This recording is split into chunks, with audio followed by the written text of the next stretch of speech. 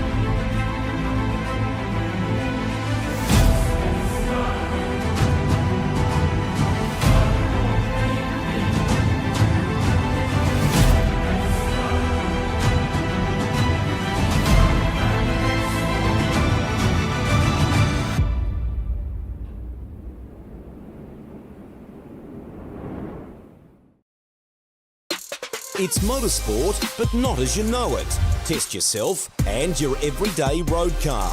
Safe, affordable, but most of all, fun. And all you need is your daily driver. Experience the thrill of a sprint day.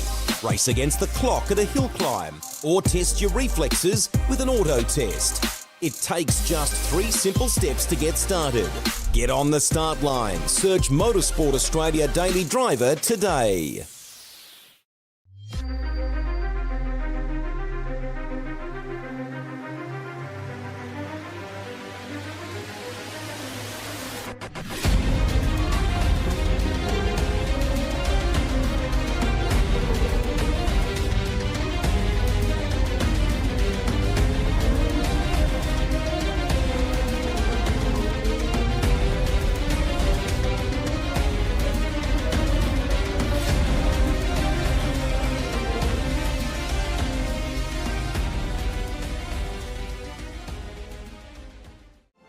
Weekend in, weekend out, Motorsport Australia officials are making waves.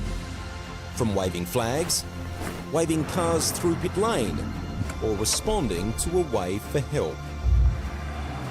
Wave hello to new lifelong friends. Who knows, you might just make waves around the world. Ride the first wave. Search Motorsport Australia officials today.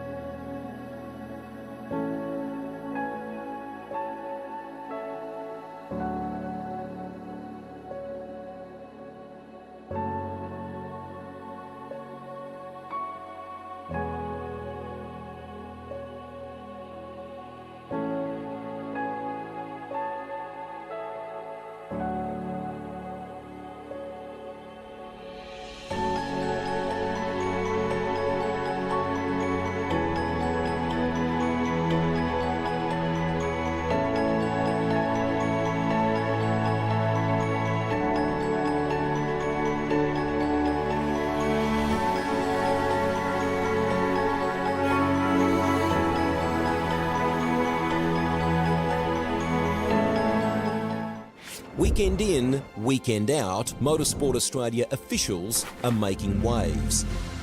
From waving flags, waving cars through pit lane, or responding to a wave for help.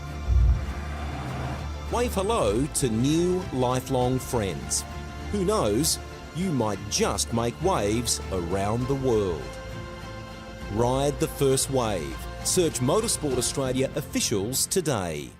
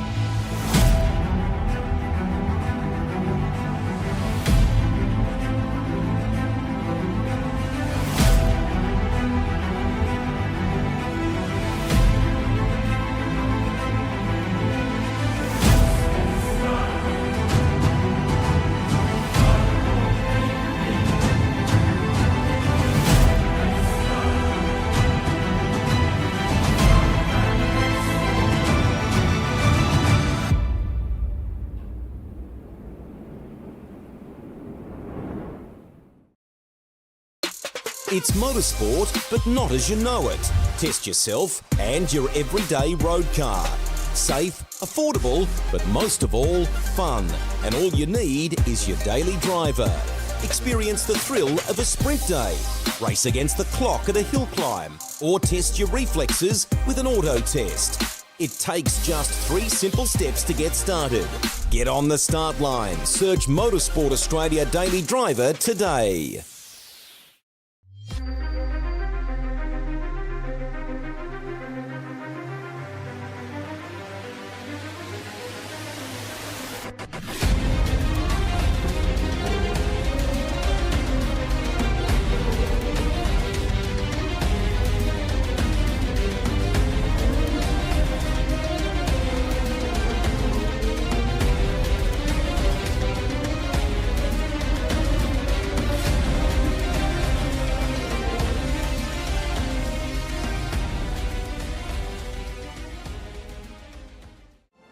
Weekend in, weekend out, Motorsport Australia officials are making waves. From waving flags, waving cars through pit lane, or responding to a wave for help. Wave hello to new, lifelong friends. Who knows, you might just make waves around the world. Ride the first wave. Search Motorsport Australia officials today.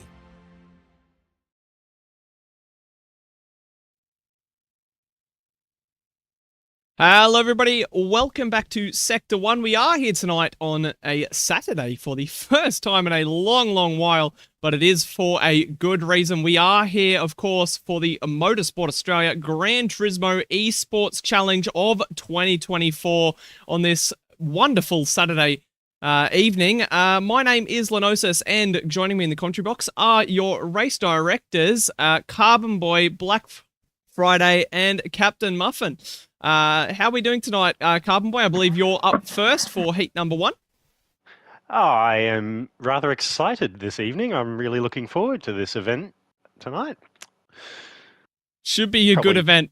We have lots of high-quality Gran Turismo Australian drivers out on the grid. 33 are on the roster for tonight. It should be a great event. We have the likes of Distinct Andrew showing up once again after his win last year, and we have Matt Simmons once again joining us, Gopi Mahindigjit, Paul Candinolian. But yeah, lots of big names rocking up tonight for what should be a spectacular event in GT3 Italian Machinery. As of course we are running the heats tonight. The finals will be tomorrow night. But yeah, Up first, we'll just have a look at our track map. We have the Nürburgring GP, 5.148 kilometers, 15 turns. It will be 11 laps for Heat 1. As with all our heat races, it will be the racing soft tyre, 1 times tyre wear, 1 times fuel wear. And as I said before, it will be an Italian GT3 Machinery. This race will be in the Lamborghini Huracan GT3 15. Definitely a tricky car to drive. Takes quite a while for drivers to get used to it, and it's not often a GT3 car that gets picked because of the nature that it is to drive, quite difficult, and it's not the fastest GT3 car, but one make racing, I think that we're in for an absolute wild ride. What do you think, Carbon Boy? I would tend to agree with that. The Lamborghini, at least in my experience, has been one heck of a handful. I haven't raced it a lot around the Nürburgring GP circuit. I can imagine that through the higher speed sections, it would be quite a lot of fun. I'm not quite sure about the tighter twisty sections, like through the AMG Arena part of the circuit. That might be where we see a little bit of bumping and grinding, so to speak, tonight. Yeah, absolutely. Definitely a difficult car to drive. But these are the best drivers in the country. So I imagine they would be handling the challenge quite well. We'll just have to see how things go. But for now, we'll have a look at our starting grid for heat number 1. This is how they line up in Nürburgring. Andrew Lee starts on pole position. Alongside him is Matthew Simmons. Josh Green starts third with Liam Tame alongside. Joshua Law in 5th. Matt McCullum takes 6th. Angus Dumtis in 7th. Connor Kushlik in 8th. Kevin Cooper is 9th. Ridwan Imhanza is 10th. And rounding out the grid is Navin Jayarama. But I do believe... Oh, there's one more driver joining. And I think we might only have 9 for this first heat tonight. Because I think... I am waiting on Matt McCullum and N. Jayaram. Please forgive me with my pronunciation of names. I am terrible at the best of times. I have been practicing, but we have a Matt McCallum, so I can pop him into the grid, and just waiting on Jayaram. If you're listening to the stream, please get yourself into this lobby ASAP. Probably for the best. But yeah, so it looks like we have 9 in the lobby at the moment. We are a couple of minutes away from starting things off here at the Nürburgring. Of course, unfortunately, not the Nordschleife. We are doing the GP circuit, which is just, well, I wouldn't say just as fun as the Nordschleife, but it does offer quite a lot of racing action. As I said before, 11 laps around here for heat number 1. It's about 20 minutes per heat. We have 6 heat races tonight with about 30 drivers who have all rocked up tonight. So should be very, very good. Each driver gets 2 heat races in this opening stage of the competitions. They will accrue points, which will add to their tally and will qualify them for the Category 1 and Category 2 finals. So yeah, everything's on the line in these races. It's not as cutthroat as the system we used last event, where it's a straight, if you finish in this position, you qualify, but it allows people to have one sort of race where they don't perform as well and they still have a chance to qualify and have a good run. So, that's why we've gone in that direction. But, yeah, I think that's, everyone. I don't think we're too far away from kicking things off here at Nürburgring. What do you think, Carbon Boy? I have just tagged Jayaram up in the Discord, reminding him that his lobby is currently waiting for him, but we are not going to wait around very long as we have a schedule to keep to. So if he doesn't make it, he misses out on some valuable points, I'm afraid. Yeah, that's it. But in the meantime, thank you for everybody who is tuning into the stream in these early stages. It's nice to see you all rocking up and supporting your favourite driver. We see a few familiar faces and also some new faces as well. Angusta's in chat. We see Nismo Nath. Robert Rice is there. We see Captain Muffin, Brocky in chat, Levenspiel, Banana Josh, Bumcrack, Divine Hersey. And yeah, nice to see everybody coming out tonight to enjoy the racing action. It could be the event of the year. So we'll just have to see how things happen. But I don't think we can wait too much longer.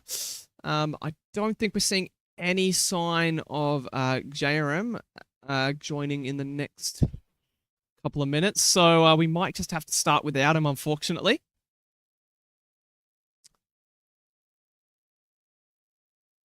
Carbon Boy? I think that might be the case. Okay, so 9 it is for Heat 1. I don't like to start without anyone, but unfortunately, start times are start times. So I think we should just have to get things going. That's it. So very excited for the 2 hours of on-track racing action here today. So we should be able to get underway very, very shortly. Yep, I'm going to hit that button. Probably just as nervous as some of the drivers in this race, I think. I'm shaking right now. This is good. I like it. Yeah, all right, lots. The button has been pushed, and we are underway. Here we go. MAGTEC 2024 about to go live. Here we go. Oh, big deep breath here. Let's go.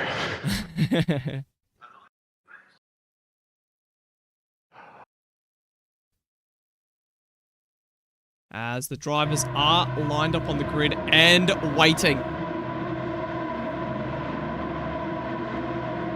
Revs rising. These guys burning as much fuel on the grid as possible. 3 lights, 4 lights, 5 lights.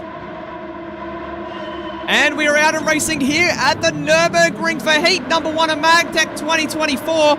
As everybody seems to have gotten off to a clean start. Except Andrew for Lee. Greenie.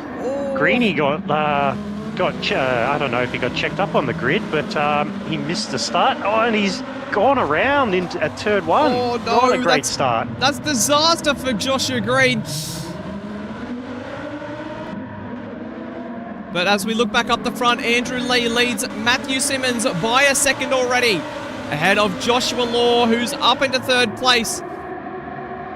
Liam Tame just behind. Andrew Lee is well and truly checked out in the opening stages of this race in the distinct Lamborghini as they head down towards the hairpin at the top of the circuit.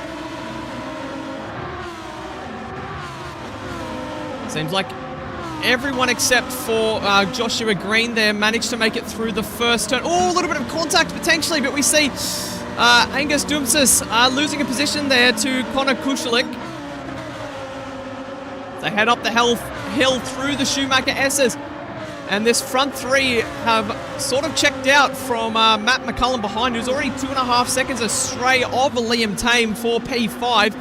As we see 2 distinct groups starting to form on this opening lap. As these guys head down to start the final sector, I should say, down the hill now. 2 distinct groups. 10 out of 10 pun there, mate. 10 out of 10. Not intended, I must say. As they head into the chicane now. Not many positions, not many moves being made, I should say, as we see Liam Tame right up behind. Joshua Law shows the nose. Can't quite get the move done on this occasion, though. Round the final corner on the power. As Andrew Lee will start the 2nd lap of this 11-lap race. Very short and snappy stints in this event. Down towards the first turn. As we see Kevin Cooper in P6 in the Hooncorp Esports livery there. Impressively in P7 is Joshua Green, who's made his way past McCallum and Dumstis. I'm not sure what's happened there, whether they've had a bit of an incident.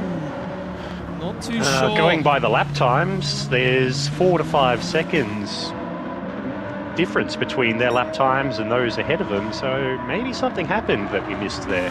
Potentially, we might have a look and see if we can try and catch that on the Liquid Solutions action replay. Oh, actually, it is not working as of yet, unfortunately. Green is currently hunting down Kevin Cooper at a rapid pace. A suboptimal start for Josh Green, but he's still on a charge. Let's see how high up the order he can make it in the 11 laps that we have in this heat number 1. Andrew Lee has well and truly checked out at the top of the field here. 2.5 seconds to the good over Matty Simmons in P2. P3 and P4, still Joshua Law and Liam Tame. I believe for the first part of this race, these guys wanting to keep it fairly calm, and then towards the end, when they're desperate for points, we might see the gloves come off, and these guys really push, and we might see some haymakers thrown. Could throw up some great battling. Josh Green has made his way past Kevin Cooper through the Schumacher S's.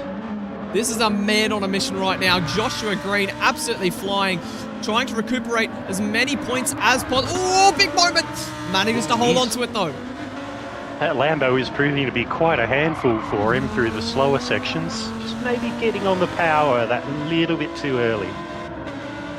Being an MR car, the weight distribution and the way the weight shifts around under brakes and into the low-speed corners, you often find the rear end coming round, overtaking the front, and especially on the power. So managing the rear end, trying to make sure that the car stays planted through the corners is the key to driving this car. And a lot of these guys really stepping up to the challenge and showing how stable they can drive this car while being a smooth operator. Speaking of being a smooth operator, P3 and P4 with Law and Tame at the moment. Those two guys seem like they're attached by a tractor beam or something, because that half-second split has barely budged in the last 2 laps. Absolutely. I mean, Liam Tame, he was right up under the bumper of Joshua Law on the first and second lap. And he looked to be trying to find a way through, but Joshua Law called his bluff on a few corners, stuck to his racing line and maximised the exit, and he's built just a touch of a gap. But Liam Tame isn't going to give up that easily. He's really going to be pressuring Joshua Law towards the end of this race. Already 2.5 laps in.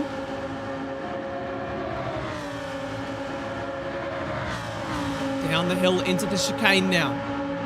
As Andrew Lee, he doesn't seem to be getting as far away from Matty Simmons as he did in the opening 2 laps. Only gained about a 10th or 2 on this circuit round. As we see Joshua Law and Liam Tame. Oh, Liam Tame fires it down the inside. Can he get through there side by side, wheel to wheel? But he can't quite make it through. Has to settle behind. He's going to have the slipstream all the way down the back straight.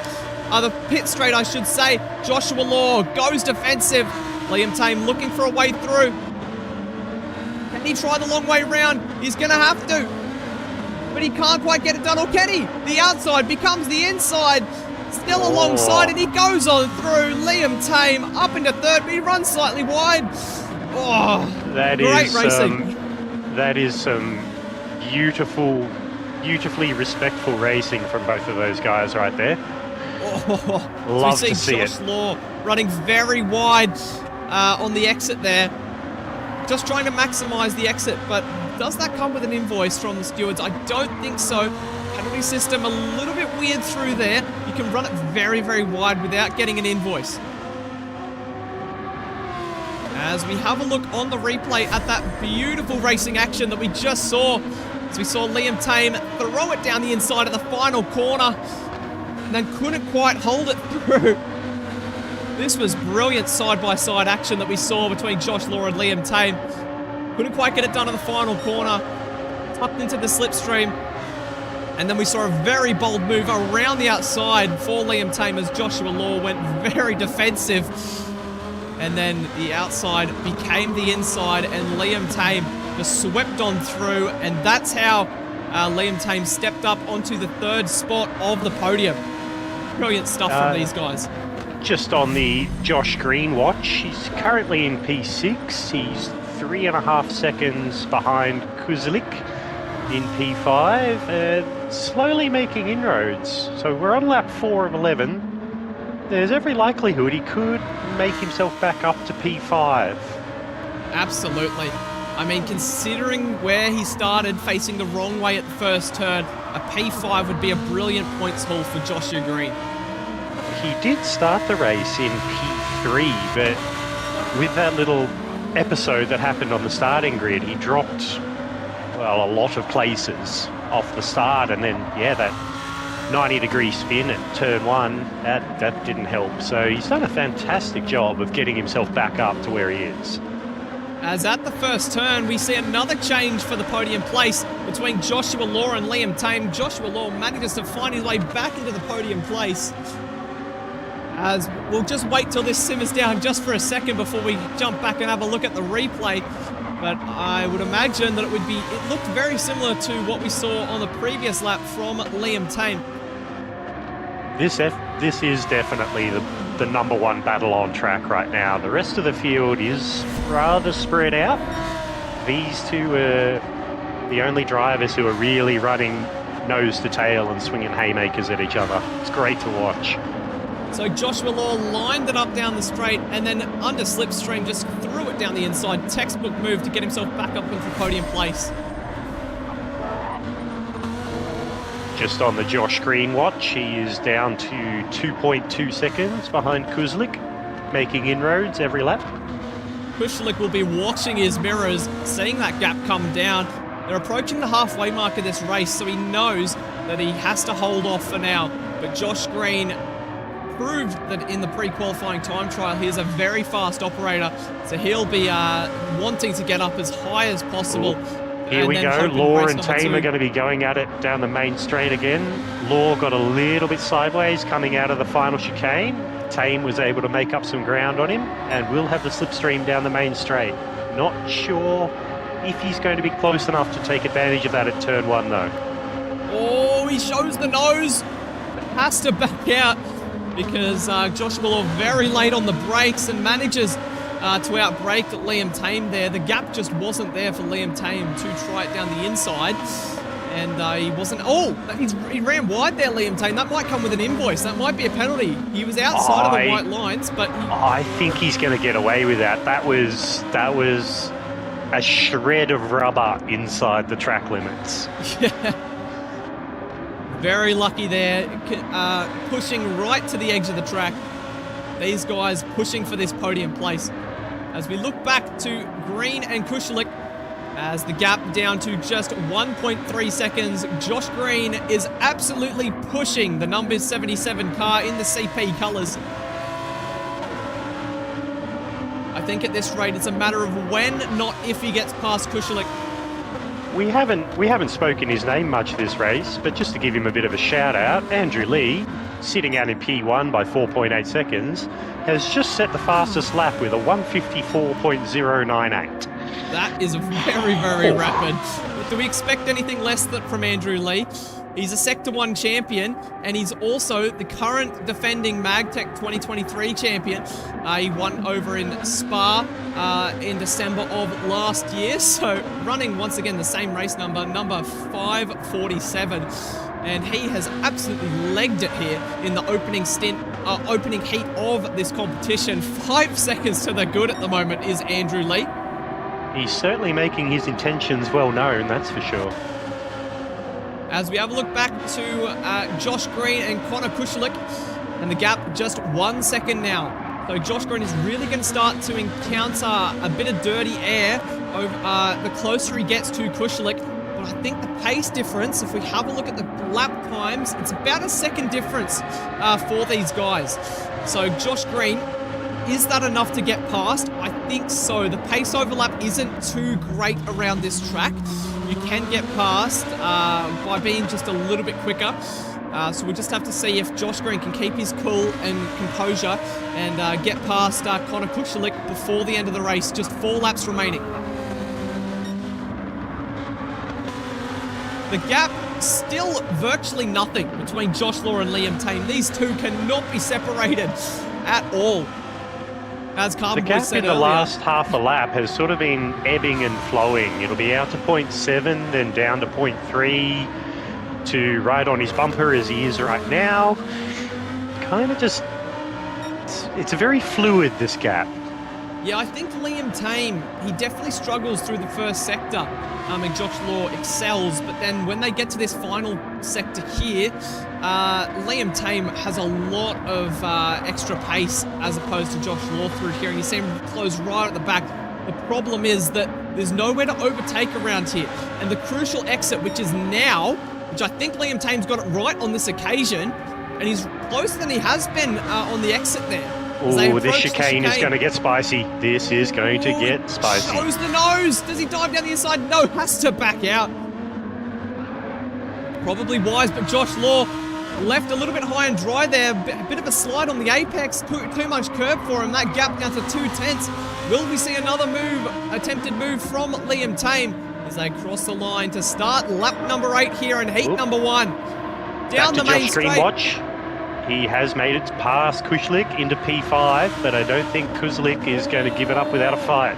Liam Tame around the outside like he did on lap number 3. Can he get it done? A little bit of grass. He's not as close as he was last time, but he still makes it done. He still gets through. Oh, they're side by side. Josh Law holds it around the outside. Still around the outside. This is incredible stuff. Josh Law has to concede the room, but they'll be on the power as they approach the first sector split. Wowee, what racing these guys are having. This is absolutely incredible. And just quietly, Andrew Lee on 153.7. What madness is this guy on? What? Absolutely insane from Andrew Lee. And just remember, as these guys will be accruing points in the heat races, a fastest lap is worth an extra point to the tally. So as it stands, Andrew Lee will be taking home 31 points. And the Kushlik green battle is still going on. Kushlik is not letting him run away with it. He's managing to stay within that 3 to 4 tenths.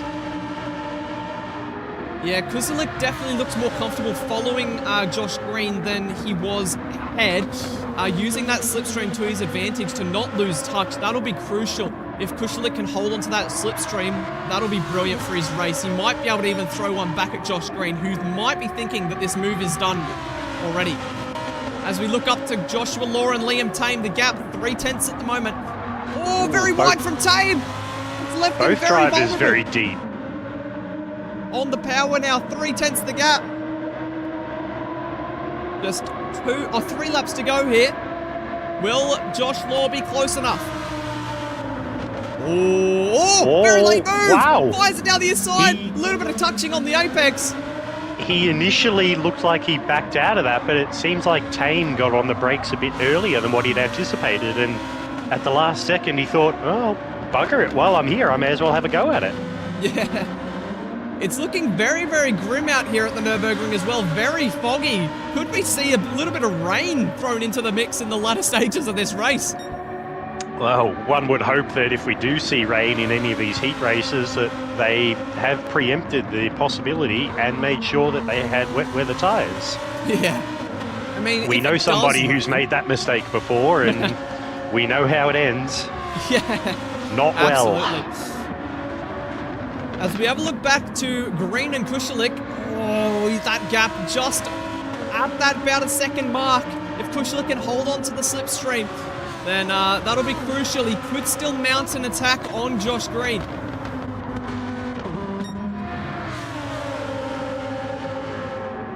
Meanwhile, we see this gap between Joshua Law and Liam Tame still ebbing and flowing around the 4/10 mark at the moment. On the power now, down towards the chicane. Could we see a move from Joshua Law? He has a very poor exit, so he's losing touch with Liam Tame a little bit here, actually. Yep, and this chicane coming up has not been his strong suit throughout this circuit. It's quite, as you see, he's quite loose through there. Eager to get on the power, and you can see the rear end step out.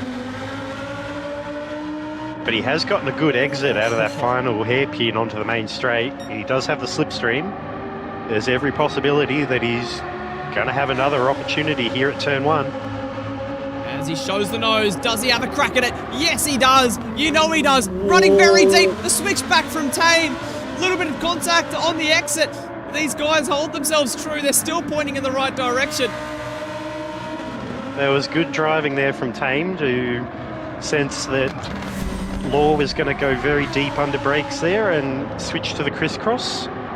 The little bit of contact, I guess, maybe was inevitable, but no harm, no foul. Bit of Rubbins racing there, everything play on. As these guys continue on, Andrew Lee up the front. He's purple on lap 10 of this race with a 9-second gap over Matty Simmons in second. Wow. And the next fastest lap behind his 53.774 is Matty Simmons with a 54.602. Oh, Joshua Law into the gravel there. As we'll have a look on the replay, see if we can catch that. That's very untidy from him. Once again, a little bit eager on the throttle, I think, just on the exit. And was it all 4 wheels or just 2? We'll have a look. He definitely was throwing up a bit of kitty litter over the surface. Or they both ran a bit wide.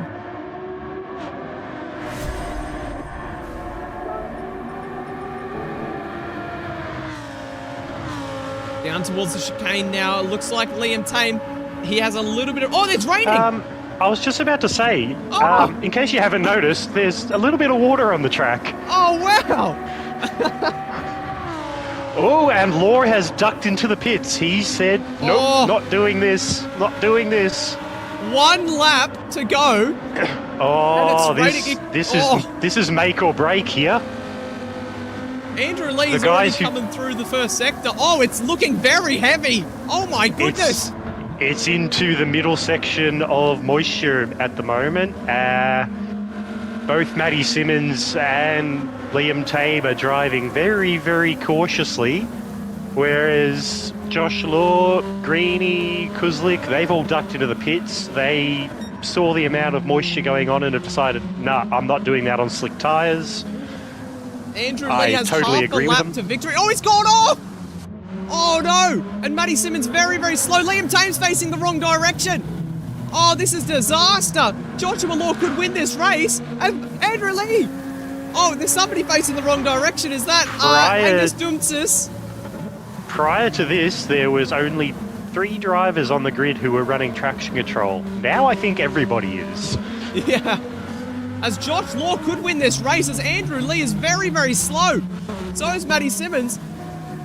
Joshua Law is approaching Liam Tame. Yep, he's got the intermediates on. Even he's having to drive very, very cautiously. Surprisingly, without traction control on. Got to give him credit for that. Oh, Matty Simmons has gone off. Liam Tame down towards the hairpin as well. Joshua Law is going to get Liam Tame. But Andrew Lee has a 30-second gap. He's gone off. Oh my goodness, there's a 30-second gap.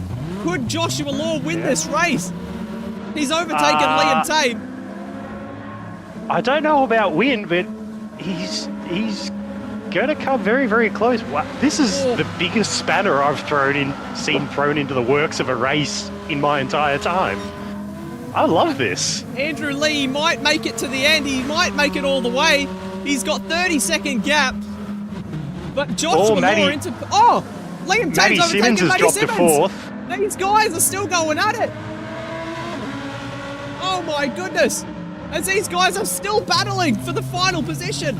But Andrew Lee, I think he's going to get it. He's got an 18-second gap over Joshua Law as they approach the final chicane. As we see, Matty Simmons manages to get the better of Liam Tame, and Andrew Lee will round the final corner, and he's going to come home in P1. Very brave drive as he will cross the line and to take heat number 1 by 16 seconds over Joshua Law, who's about to round the final corner, who's turned a bad situation into something brilliant. Both Matty Simmons and Liam Tame have gone off.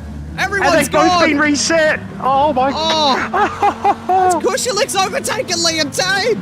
He's ahead of him. Liam Tame in 5th place. He's down to 6th. Liam Tame. Disaster. What has happened? Kushelik up into 3rd.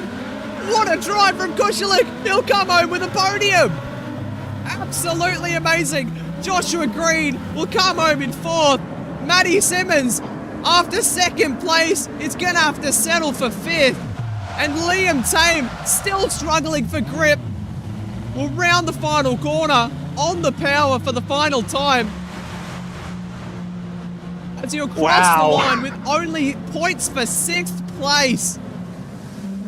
Kevin Cooper rounds the final chicane.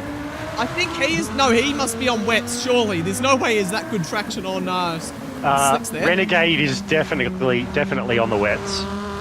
As he rounds the final corner. Sorry, he Cooper. approaches, Cooper is definitely on the wets. approaches the start-finish line, and that is all she wrote for heat number 1 in MAGTEC 2024. Holy moly. What a race. I have the feeling the Discord chat is going to explode. Oh, wow. That was very, very interesting. What a race that was. A little bit of rain thrown in, and it caused absolute chaos. Some people weren't prepared, and it came through, and it showed in the worst way possible. With random weather set, there is a 1 in 43 chance that there is wet weather, and it just so happens that it showed up in an 11-lap race. Wowee. On halfway through the second last lap of all times to do it. Oh my goodness. As we have a look at the race results for race number 1. This is how they shape up. Andrew Lee comes home in P1 on dry tyres as well. 153.7, fastest lap to his name as well. Joshua Law comes home in second place after chucking on the wets, the gamble. And he managed to take home an extra position there. Kushalik is the major winner in that whole situation. Came in for wets, and then he's gained, well, he was looking at a 6th place, but he's ended up in 3rd. So absolutely amazing from Kushalik. He'll be very happy with that. Josh Green in 4th place. Maddie Simmons takes 5th. Liam Tame, disaster, was looking at a podium. He finishes all the way down the order in P6. Not a great start to his bid in MAGTEC 2024. We see Kevin Cooper takes 7th, Dumtis in 8th, and we have last is Matt McCullum, who finishes a lap down on the rest of them. Wowee, what a race. That definitely sets the tone for the rest of the night, doesn't it, Carbon Boy? Well, we've certainly started off this year's event with a bang, so hopefully the rest of the lobbies can live up to that one because, wow, I'm still sitting here in shock. Oh, wowee. As we're about to head to heat number 2, that was, wow, absolutely incredible. Well, I'll leave you guys to it, and I will catch you all a little bit later for heat number 4. Have fun. Thank you, Carbon Boy. We'll see you back pretty soon. But for now, we will invite who's name heat number 2. It is, of course, Black Friday. Are you there, Black Friday? Yeah, I'm here. Can you hear me? Yep. Hello. Have you got your lobby all ready to go? Yeah, I've got my lobby open. We've only got 8 people in here, so we are missing 4. Okay. So we'll just have a look at the track map for heat number 2 because we are coming home onto our own soil once again. We will be racing, of course, at Bathurst Mount Panorama, and this is the track map for heat number 2. 6.213 kilometers around the Mount Panorama circuit, 23 turns. We have 10 laps here for heat number 2. Racing soft tires once again. 1 times tires, 1 times fuel. The Lamborghini Huracan GT3 once again is the machinery that we will be using as we have a look at our starting grid as well for heat number 2. This is how they start up. Joshua Struick, new to the MAGTEC scene, but not new to sim racing. A very popular name in the community. Gopi Mahinderjit joins him alongside. Xavier Wakefield in 3rd. Jackson Austin takes 4th. We have James Allen starting in 5th. Luke Stone in 6th. Lachlan Spiteri in 7th. Scott James in 8th. Jacques Bezendhout in 9th. Abdul Khan 10th. And Nicholas Dolson in 11th. Now, I'm pretty sure we are missing... yeah, so we're missing, let me have a look, quick cross-check. Yeah, we're missing Abdul Khan, Nicholas Dalton, and Lachlan Spiteri. Otherwise, we have everybody else who is supposed to be here. But yeah, what do you say we get started with this one, Black Friday? Yep, we'll do that now. We'll hit the big red button and off we'll go. The big red button. Very excited for this race. Lots of racing action in heat number 1. So we'll have to wait and see what happens in this one. I will say we're not going to have weather hit us, but I did do a cheeky couple of laps in the car combo that they have, and it's sketchy coming down that mountain. Yeah, So get ready to absolutely. see another spanner thrown in the works, guys. As the cars are lined up on the grid.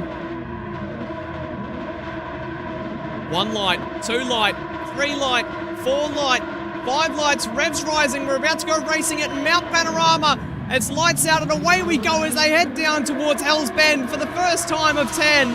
Josh Struick looks like he's going to hold the lead into the first corner, and he does so. As we see somebody a little bit taily in the background, but the top 4 stay as they are. Josh Struick holds his lead, but he might be under pressure into Griffin's Bend. Over the hill and down. Gopi Mahindajit looking for a way past. Can he get through? No, not quite. We'll have to settle behind for now. Single file for the most part. And I would imagine it would stay like that across the top of the mountain. Let's have a look what happens.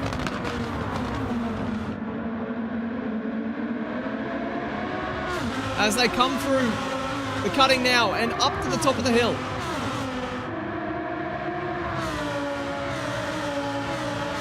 Struick starting to stretch his legs now, coming over the top of the mountain. It's about a second back to the rest of the pack here.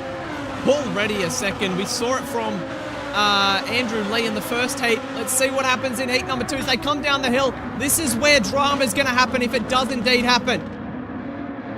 Through the S's. Looks like everybody makes it through.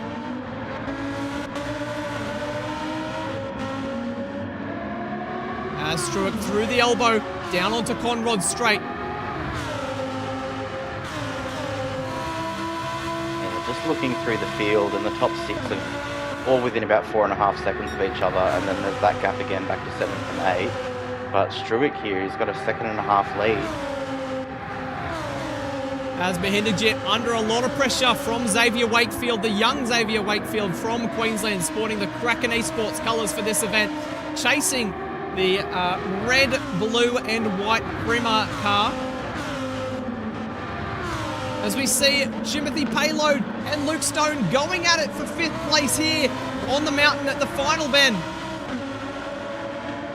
As they cross the line to start lap number 2 of 10. Into the first braking zone, it looks like Luke Stone manages to get the better of Timothy Payload there. Struick already almost out to 2 seconds over Mahindajit, who has Xavier Wakefield right behind him in his mirrors. Under brakes for Griffin's Bend now. Oh, running very wide. A couple of people grazing the wall on the exit there. Jackson Austin trying to keep touch with the guys ahead. Josh Struick almost out to a 2-second gap. As you see, Payload and Stone still going at it. These guys trying to find, having a brilliant battle, I should say.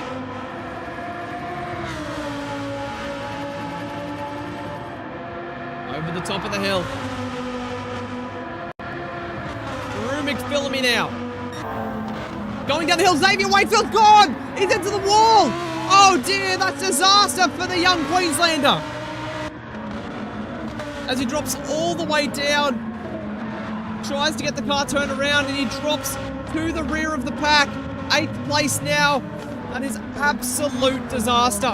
As we have a look on the Liquid Solutions action replay at what happened there as he came over the top through McPhillamy.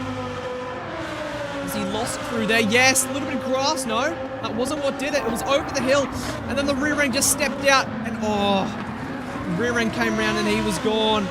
Nothing you can do about that. That's very unfortunate. That'd be heartbreaking for his heat, but you know, it's a recovery drive now, and then whatever he can pull off on his next heat. So all is not lost. It's just a little bit more difficult now. Absolutely.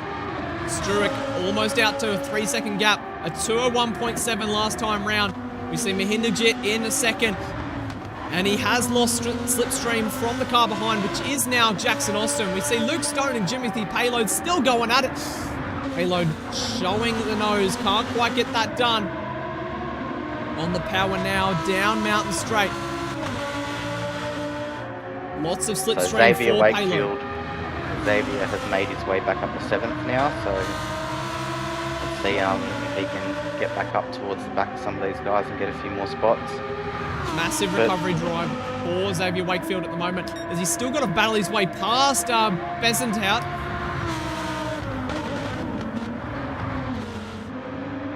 He does manage to get through though. Stone and Payload just, throwing haymakers at each other, sticking to each other. They're having a good battle.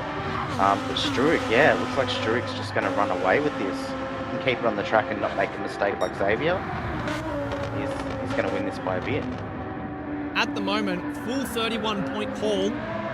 If he manages to keep this up, 1 lap for fastest lap and 30 for his position. So Josh Struick will be very happy with that. He will be equal with points to Andrew Lee from the first heat, if it stays how it is. And as we can see, a bit of a mistake from Mahindajit on that last lap. That gap to Jackson Austin closed up for just under 2.5 tenths. Could we see a move down Conrod into the chase? Very, very close here for Austin.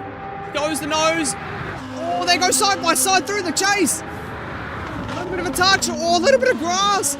But GTR, Gopi Mahindajit manages to hold on to it. That was very, very tight racing from those guys. They managed to keep pointing in the right direction. So we have a look on the Liquid Solutions action replay. Through the chase. Side by side. Gopi Mahindajit gave Jackson Austin there a bit of a squeeze. But oh wow, great racing from these guys.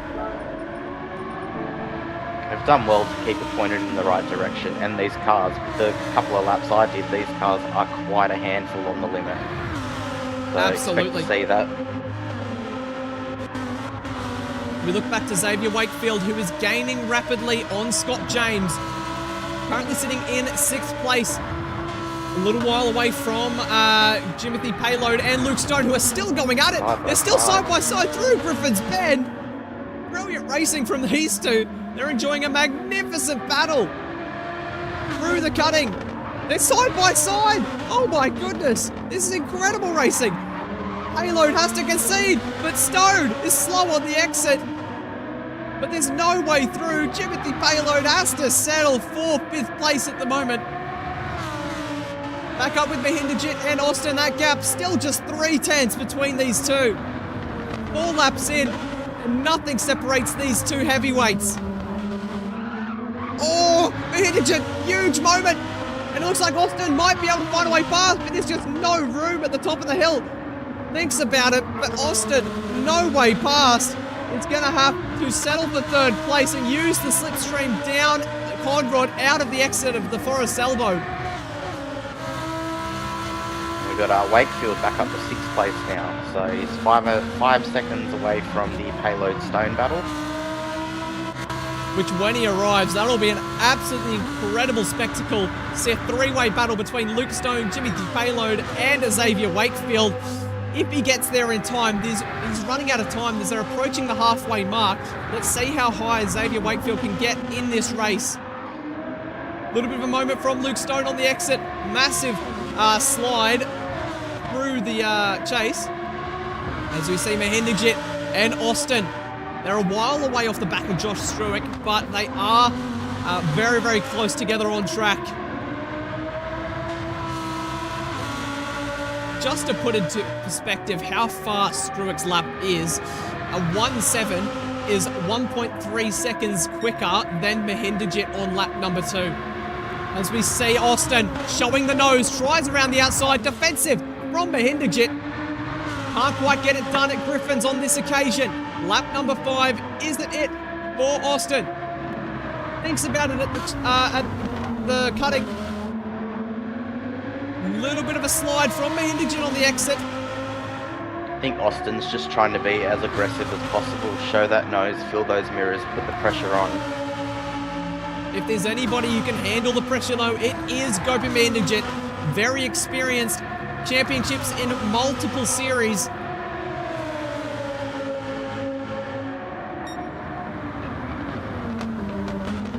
These guys will just be playing mind games with one another for the next... Oh, Mahindajit's gone! No. Disaster! spins it the wrong way around as he's sitting in third place. He can't get it turned around.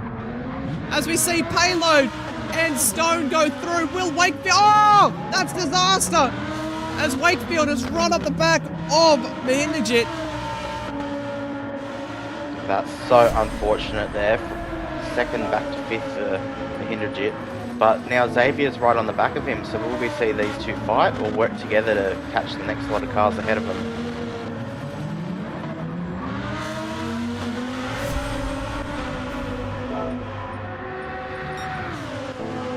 As these guys neck and neck as they come through the chase. Wakefield looking for a way through on Mahindajit, can't quite get it done. But what this does mean is we have two heavyweights sitting P5 and 6, with Struick with a 10-second lead, Jackson Austin in second, who has a massive gap back to the battle of Luke Stone and Jimothy Payload. I think if you were Mahindajit and Wakefield, you've just got to bite the bullet and push each other up to this battle pack ahead. You can both benefit from Stone and Payload's battle. It's 4 seconds between these guys now. You've got to be a gambling man in these heats when points are on offer and you're trying to get into a final. There's two ways to do it, super conservative or gambling, and I don't think you're going to get there unless you're gambling. So exactly. They should be helping each other and gambling it all on the lap, possibly being close to these guys and getting that potential maybe 2 positions rather than just fighting over one. Exactly. And it looks like for the moment Xavier Wakefield is just sort of working together. We saw a few nudges on the straight from Wakefield.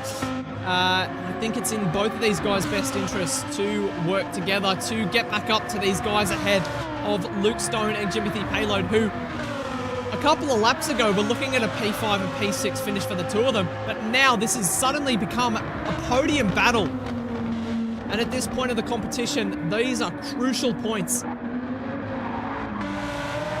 Oh no, Payload's gone. Oh no, he spun around and Mahindajit into the side of him. Oh no. Dear. Chaos. This is absolute disaster for Mahindajit. He's spun it round, he's been collected, and now he's collected another car. Well, that does promote Xavier up to 4th now, so recovery drive mission is looking good. Oh dear, that is absolute disaster.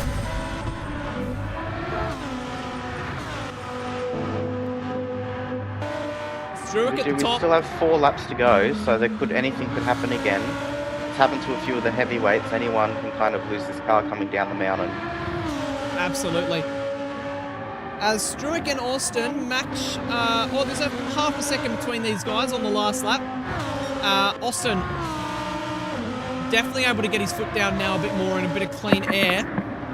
Luke Stone has a breath of fresh air of his own now, and he doesn't have Payload to worry about as well. He can just get his head down and make sure he sees out this podium. He has Xavier Wakefield and Gopi Mahindajit just behind, who are 4 seconds astray. That's a second a lap. Can Wakefield get back up to Stone? And can he pass him if he comes up behind?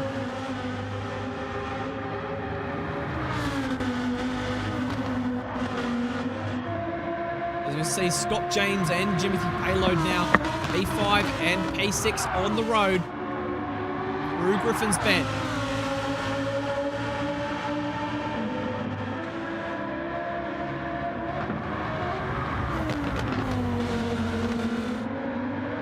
Through the cutting.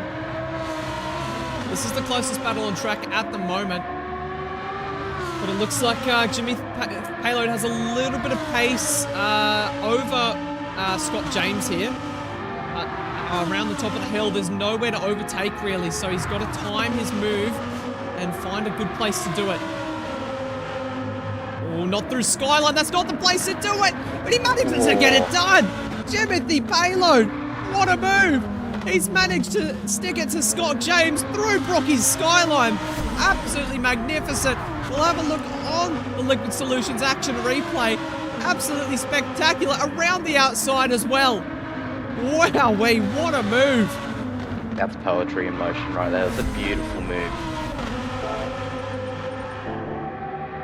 Back up front, Struick sets a fastest lap of a 2:01.6. And Jackson Austin 12 seconds astray, sets a 2.8 on the last lap. Luke Stone, he's lost 3 seconds to Xavier Wakefield on the last lap. He might not be able to hold on to this podium.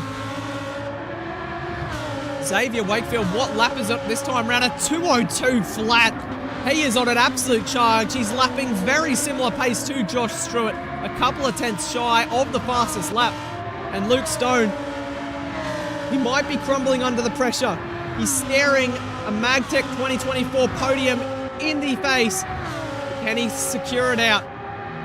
He's got 3 laps to hold on. 6 minutes left in this one.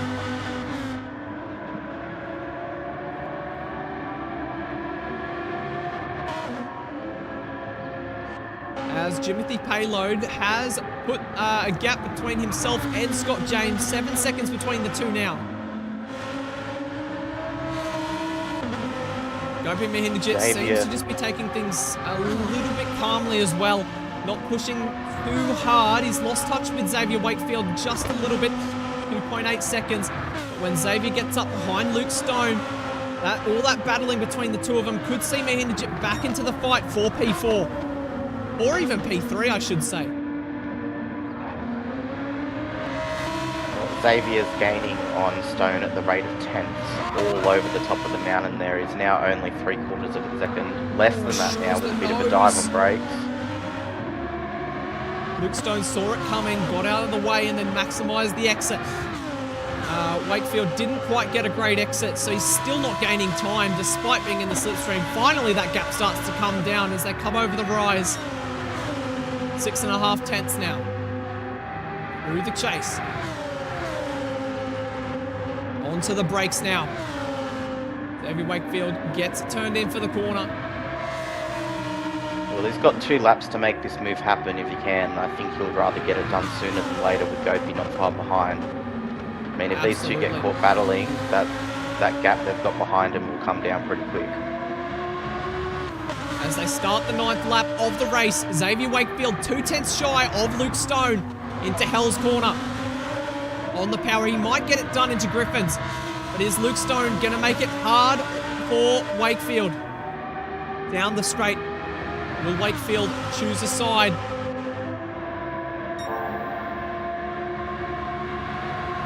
He chooses the inside, leaves it till the last minute so that Luke Stone can't react. Side by side, as Luke Stone holds the foot in around the outside, but he's going to have to concede the move to Xavier Wakefield, who slides on by, back up into the podium places. Now it's all eyes on Mahinderjit. Can he catch Stone? Only 2 laps to go. I think if Stone can keep it pointing in the right direction, away from the walls, he could be looking at a P4. He's just got to stay on the back of Xavier. That's it. If he can stay on the back of Xavier and keep in that slipstream, he should be alright. But if not, he's going to be vulnerable. He can hold onto the slipstream down the back straight. Oh, he can't! He's very close to the wall, very taily, and he's lost the slipstream, which could be quite crucial to this P4 finish for Stone. 2 seconds to Wakefield now, which actually Wakefield gets a terrible exit. 1.7 it stands at. This is going to be a grandstand finish between Mahinderjit and Stone, as it's down to 1.6 seconds. As Struix begins the final lap of the race. Onto the brakes now. Luke Stone needs a perfect first sector. No mistakes. Murray's corner for the 9th out of 10 times. 1.3 seconds the gap. Mahinderjit is a man on a mission. As he crosses the start line to begin the final rotation around the mountain. Luke Stone on the power. Looks smooth on the power through Hell's Bend. And it is. Look at the time delta to Mahinderjit. Only losing a fraction of a second.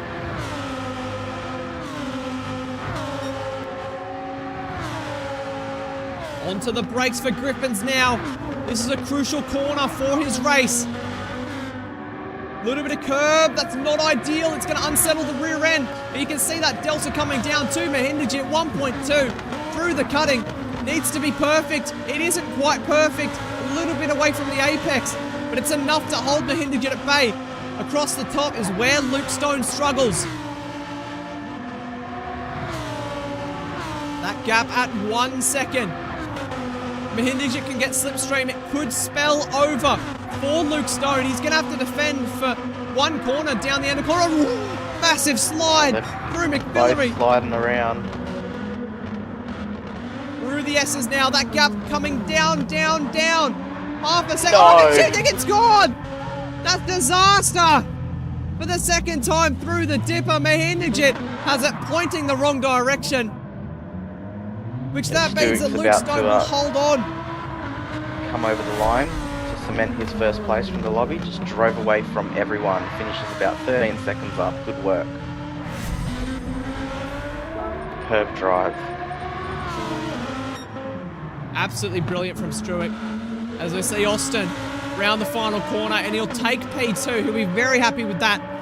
He wasn't the quickest drive around on track, but he was the most consistent. And he drives home to a well-deserved P2 around the mountain. Xavier Wakefield, after spinning on lap number 2, will come home to take P3. Those are much-needed points for the young Queenslander. He'll be very happy with that recovery drive as well. Luke Stone, in magnificent fashion, will take P4.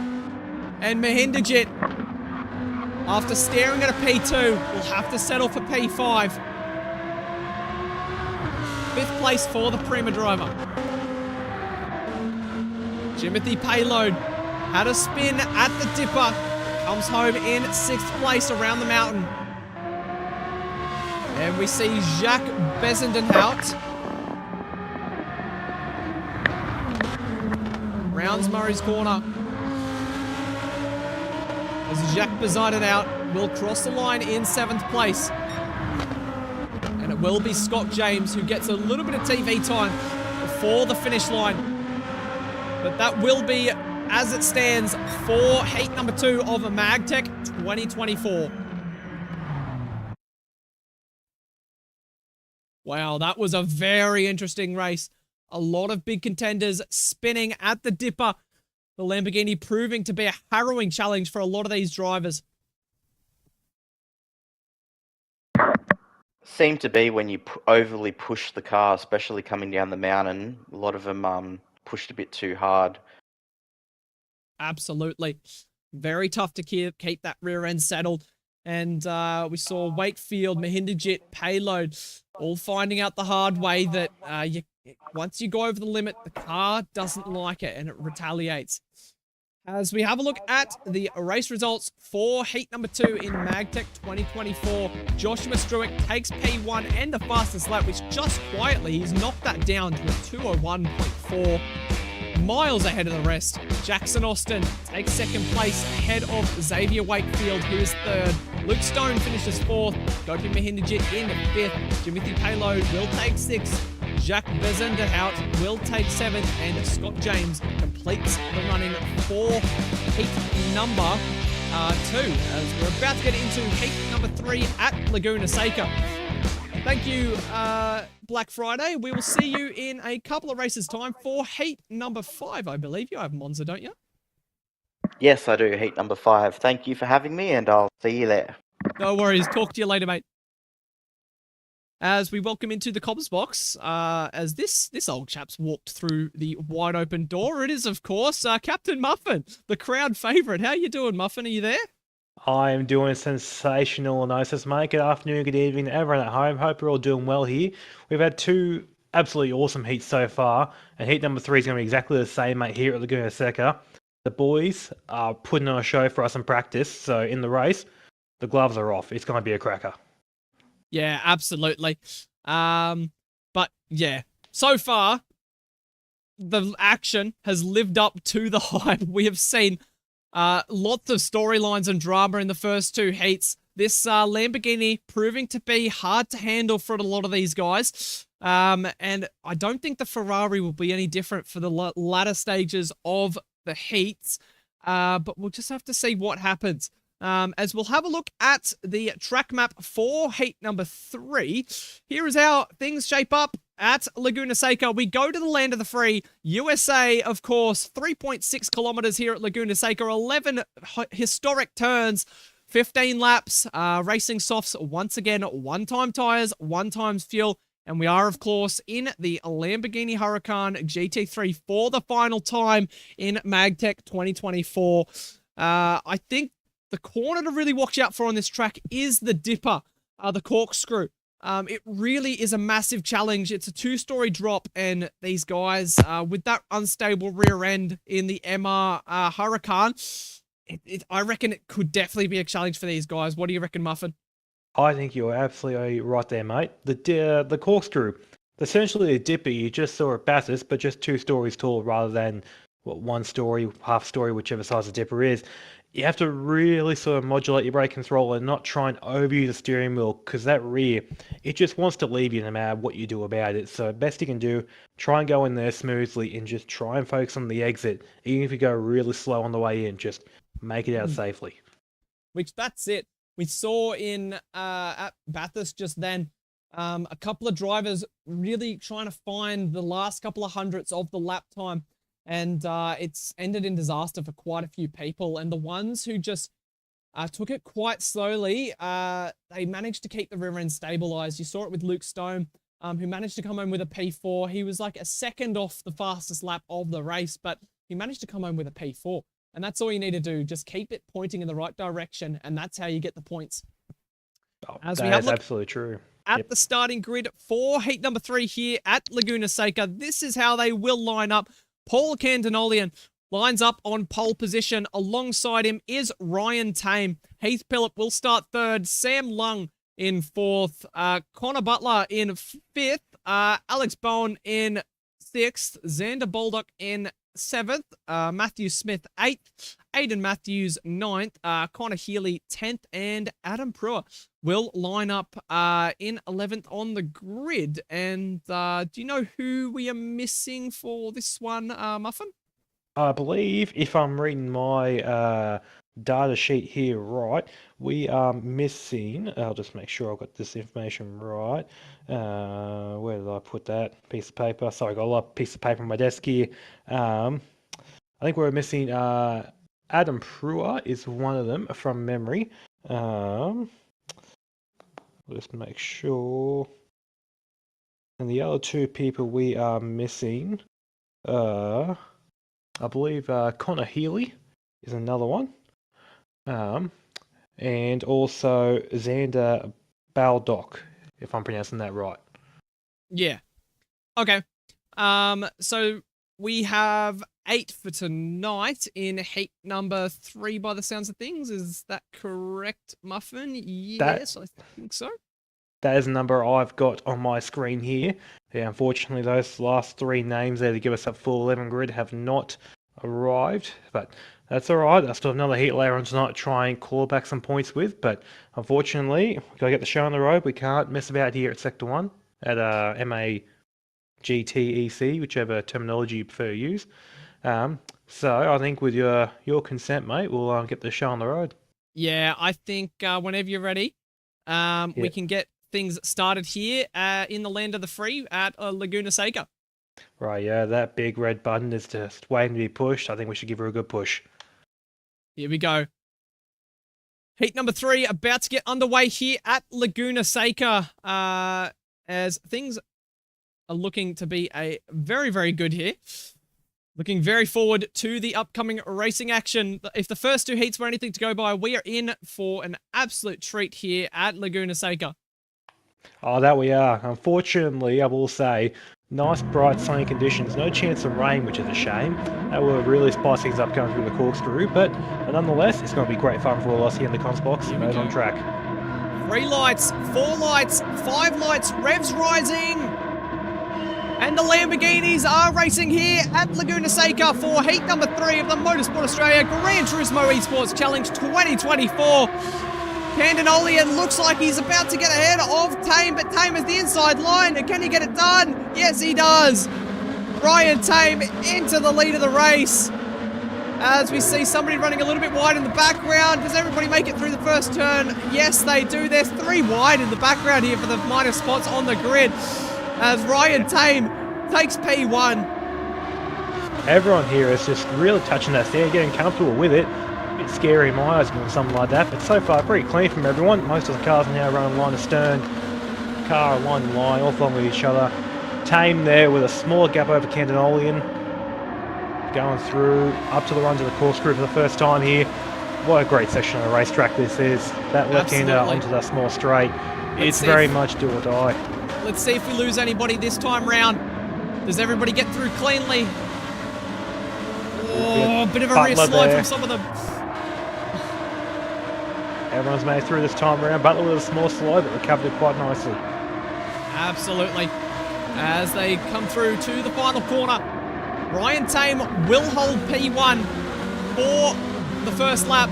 Everyone using all the track limits that they can. Massive slides. You can just see from this Lamborghini the way that these guys are driving it. They're right on the limit, and you can see so many small slides that get instantly corrected. As Tame has a 1-second gap over Candonolian in the opening stages of this race. So starting from P2 on the grid, had the inside line, and Tame has just absolutely rocketed off the start. And now has over a second gap. Can Tame hold this in the latter stages of the race? There's 15 laps in this one. I think really for Tame, best thing he can do right now is just maintain the gap. Don't try and stretch even further, try and cover yourself in case of an error. Maintain that gap and don't make the error in the first place. That's the best thing you can do right now. Absolutely. Driving in Sector 1 in our Season 8, which ended a couple of weeks ago, he took 2 race wins in 2 races at Autopolis and Kyoto, proving that he is one of the best drivers around, beating the likes of Mahindra and Struick to the flag, and showing it here right now. He's really turned up and he's putting his foot to the floor, absolutely edging a gap over Candonolian in the opening stage of this race, which Candonolian looks like he might almost be walking backwards. He has to keep an eye in his mirrors as Samuel Lung isn't far behind either. Yeah, Lung there doing a nice lap. A touch slower than what Candonolian did in the last lap, but in that last sector did make some pretty good gains. I wonder if Candonolian's possibly accepting defeat early and just trying to maintain his gap now to an extent. Absolutely. For a track that often shows quite a lot of racing action, we're not seeing too many moves from these guys, but we see Heafy and, no, that's Matthews and Butler in the background going wheel to wheel as they're trying to find a way around one another. Yeah, a little bit of civil war here between the teammates. Obviously, no team wars just yet, only 3 laps, not even 3 laps into the race yet. Boys here putting on a show for us. Still got down the back here, we've got Bound and Smith coming up the rear. Not too far behind, only about 10 seconds covering the field right now, which is not too bad. Yeah, absolutely. Ryan Tame up front, 1.4 seconds. As Candonolian has not the greatest of exits through the corkscrew, and that gap goes up over a second and a half to Tame. Tame's just an auto driver now at this point. He's just putting in laps. Best lap there right now, the 20.776, which is absolutely disgusting at this point in the race. As he goes faster by a half, what, 1,000? Yep. Captain consistent right here, ladies and gentlemen. You said it best. Absolutely consistent. I think the key is you can see that how much Tame is using the track limits through that second turn, which is the hairpin, as the little kink after the start-finish line is technically considered the first turn on this track. There's a little bit of runoff on the right-hand side, and Tame had 2 wheels off on that runoff, really opening up the corner to maximise his exit. You can see the delta going up compared to Candonolian, who wasn't as greedy for those track limits. Very much so, really. If the stewards aren't going to impose any penalties for using the track, absolutely you should be using it, especially in a car like this. Being able to sort of be a bit sort of like, what would you call it, looser on the steering wheel, just sort of letting it flow out the outside of the track limits rather than just trying to catch it pulled in, is really going to help save the rear tyres and keep the car nice and steady, which is what you want when you're driving a mid-engine V10, I want to say it is, correct me if I'm wrong, which is notoriously challenging to drive. Yeah, absolutely. We see Aidan Matthews, P6 at the moment. He has been overtaken by Connor Butler in the same coloured car. Yep, we've also got them two as well, possibly. I wonder if this could be team orders. Hear me out.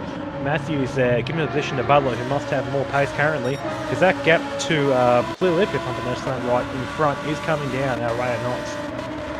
Yeah. Heath Phillip in the Thunder colours, I believe, is the organisation he's representing in the event. Representing New South Wales as well in the number 45 car, currently holding on to P4. Has recently started racing or he's just been accepted to the Sector 1 main game for Season 9, which is coming up in a few weeks' time. And what a better way to add to your resume than a P4 in a MAGTEC 2024 heat race. Oh, without a doubt. The competition here doesn't just include those within the Sector 1 grid currently, but all Gran Turismo Australia drivers from around the country. So to be P4 with a whole crop of drivers, which are notoriously phenomenal, can't say that word, and just persistent in getting the laps right. It's really good for them. Absolutely. Such a tough track to get right here at Laguna because of the way that the track is. You pretty much have dust off to the left and right of the circuit on the other side of the curb. You drop a wheel or two off, and it oftentimes sees your race end in disaster. So being able to lap at such a high and consistent pace really is a testament to these drivers' skill. That really is. I also just want to touch on as well. Connor Butler there has got into the slipstream of Heath Plilip in front there. I wonder if he gets a good run going onto the back straight towards the corkscrew. If they try and mount to move as Plilip goes drifting there. Round the, turn 4, I think it was. Turn 5 possibly. Saves it, keeps it going. But his tyres, they're probably screaming a bit in agony after that. The heat must be going through them like nothing else. Yeah, that was a very odd incident. The rear end just came round as he tapped the brakes to get it through that turn 5 corner there. But yeah, what that does mean is that, oh my goodness, he just flew through the air. Yep, obviously the downforce on the car wasn't really working too well for that occasion. Oh my god, he was like a solid 20 centimetres in the air there. Right, well, I guess you don't wear your tyres if your tyres aren't touching the ground. Exactly. What's happened here? Oh, Ryan Taint had a mistake. Oh, he's dropped below Candonolian and under a lot of pressure from Samuel Lung. Yes, his last lap there was 6 seconds down on his best. He's had a major error somewhere. It's disaster for Tame's race, but as we're approaching the halfway mark, the pace he was showing, he should be able to get back up behind Candonolian, but has that incident taken a hit to his confidence? In my opinion, he would have, but it's also taken a hit to his compound. His tyres there got a touch more wear in them now than the cars around him, just because I imagine must have slid on tarmac, sand, back to tarmac, bit of sand again. Whatever he's done it right, so he might be a bit down on pace compared to his best start there, but as long as he just, I guess, finds his rhythm, he should be able to start doing those sub-21 lap times he was doing at the start of the race there and close down that gap. But a track like this, catching up to the car in front is one battle. Getting past him is a whole other can of worms. There's not a lot of true passing opportunities here unless the car in front of you makes a major error. Absolutely. These guys proving that what we were saying earlier, that it's very hard to lap consistently without mistakes at such a high quality pace. And as we saw with Tame, he tested his luck just a bit too much, but now he's back on the charge. He's closed up half a second to Candonolian in the last sector alone. So Ryan Tame wants this win. He needs all the points he can get. I think he might have to, the red mist descending, even though, he could be angry at himself here for sort of throwing away what would have been just an easy, cruising, straight to the flag win. Now he's got to really work for it. But just judging by lap times, is going to be touch and go the pace is shown currently, as Quintanolian, bit of a slide there on the out the back straight. But look, gas 2 seconds now. We'll come back in a lap's time and see where it's at then. Absolutely. As Heafy is still doing a brilliant job of keeping Connor Butler and Aidan Matthews behind for P4. As, yeah, these guys getting massive airtime through the corkscrew. It's incredible to see. Really, mate. You could have sworn that Lamborghini made planes rather than truck just before they started doing cars, but no worries then. It's all good. Flying Lamborghinis. Gap now. What's that? 0.3 of a second. Just gone up a touch there. Well and truly in the slipstream. Not close enough for moving to T1 unless Butler absolutely sends it from the 2 postcodes back. Yeah, I think somebody after this race is going to have to go in with a camera and take a couple of these race photos, because there'll be some magnificent shots of the corkscrew from these cars flying through the air. Ken knows, mate. Ken knows. As you see now, gap is 0.3 of a second coming down. Butler got a nice run coming through to that sweeping right-hander before towards the end of the first sector there. He might be in a good spot here for moving to the corkscrew if he can get these next 2 corners right. Oh, has he got another spear in front? Quintanolian's gone. Oh dear, that is absolute disaster for Paul Quintanolian. As we'll have a look on the Liquid Solutions action replay at just what happened there. That is, absolute disaster. Oh, and Plymouth's gone as well. Contact into the corkscrew there from Butler and spun him around. Oh no, it's all kicking off here on lap 9. We've still got 6 laps to go, ladies and gentlemen. The stewards might have a look at that just in case something was a bit sus there. But what it's done now is put Tame back in the lead of the race after his unfortunate spin. It's put Lung into P2. Honestly, quite a achiever in my eyes. Just sort of fell into P3, not really sort of doing anything risky, just putting in the laps. Been great to see from him. Butler now goes to P3 with the overtake on Pluitt. His teammate Matthews to P4. Quintanolian there. Now down P5 after what looked like a shoe-in podium for him. But there is still 6 laps to go. He's in touching distance of a couple of cars. The race isn't over for him yet. P2 in the final at Spa in MAGTEC 2023. Paul Quintanolian. This is not the way that he wants to start his campaign in 2024. It's going to be a tough ask in the final heat race if he wants to qualify, if it stays how it is. 5.5 laps left in this heat race. Ryan Tame holds on to P1. Just want to say as well, with Tame there, after his unfortunate spin, he must have had something descend on him, because after that, 2 laps later, we're now set the fastest lap of a 20.5. Mate, you need to calm down. That pace is alien-like, and aliens are not Australian. Need you to calm down, sir. Very, must have short-term memory loss, Ryan Tame, because he's forgetting the incident that saw him lose the lead of the race and absolutely charging once again. A great trait to have as a driver, to be able to get your head down and forget about the incidents that have led to your demise, essentially.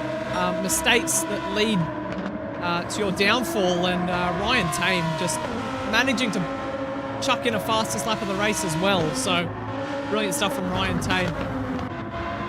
Well, hopefully Paul Quintanolian can do the same.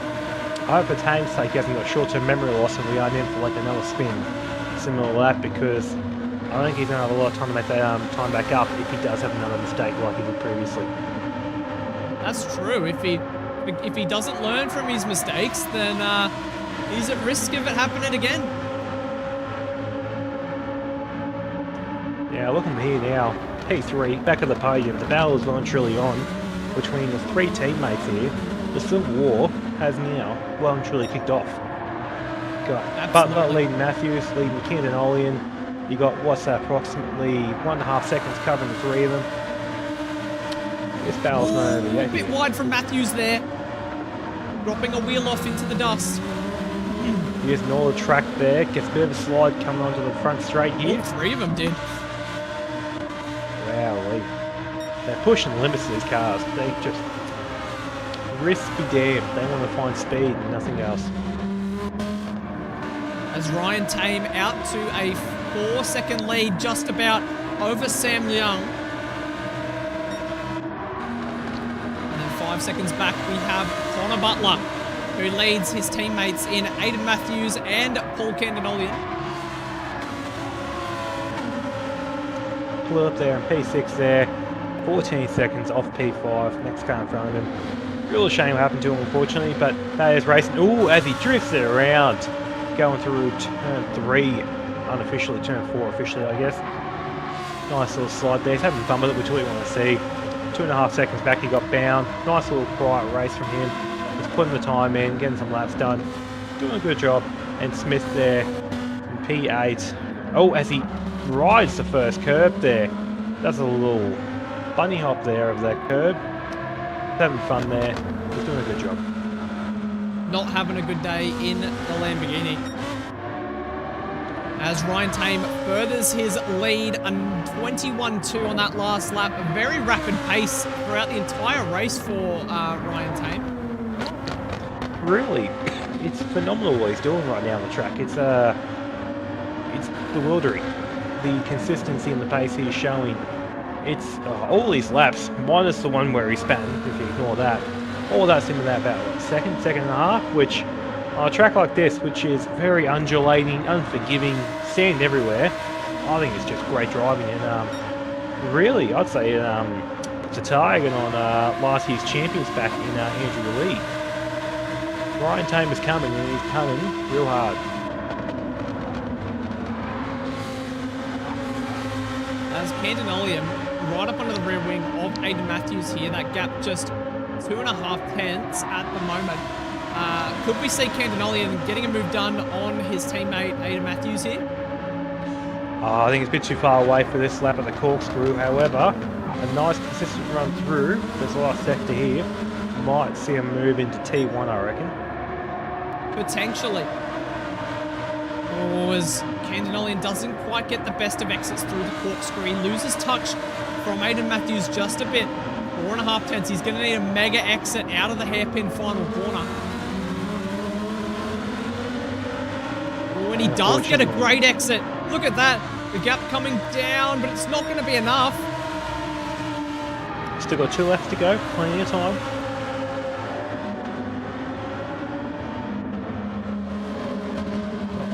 These To three. whoever runs the team here, I think definitely get a few shots of these cars run together after the race is done. Might make some good promotional material. Yeah. These guys, they may be running the same liveries, but in a competition like this, every point matters. And if they get the opportunity, they'll throw it down the inside if they can. Without a doubt.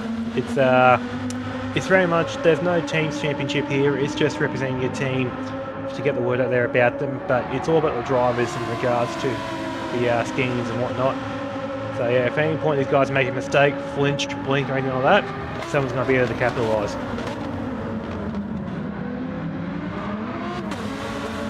Matthews there, not with the best run through the corkscrew, but Candinolian with the worst one. Yeah, Candinolian having a real tough time, very wide through there as well. He seems to lose about a tenth or two on the tail end of the corkscrew every single lap. Maybe outbraking himself just a little bit, sacrificing the exit. But he gets a great exit there at the final corner, and it looks like he might be able to just have enough guts to get through on this time. Into the second turn. 3 tenths, but still not close enough for him to get by. It is the final lap of the race now as well. These guys have been nose to tail for a large portion of this race. No one really able to make any inroads. I think at this point, Candinolian might be the only person of these 3 teammates that can make a move with one another. I think Butler may have just enough to get away if he can just maintain the gap he's got now. Candinolian very, very close to Matthews. Butler there sliding. Yep, Butler there sliding. Recovered it. Candinolian had a slide as well, and he's dropped off the back of Matthews for the corkscrew. Don't think he's going to have enough to get it done. We have a look back up the front to Ryan Tame. who has a 4-second gap over Sam Leung. From P2 on the grid and with a fastest lap, Ryan Tame is going to come home in P1 to take heat number 3 here at Laguna Seca. What a race from Ryan Tame. Sam Leung will come home in 2nd place. And it will be Butler, Matthews, and Candinolian who will cross the line P3, 4, and 5, almost in formation there. Efi, with an incident at the corkscrew, will come home in 6th place. Still great points that will add to his Category 1 finals bid.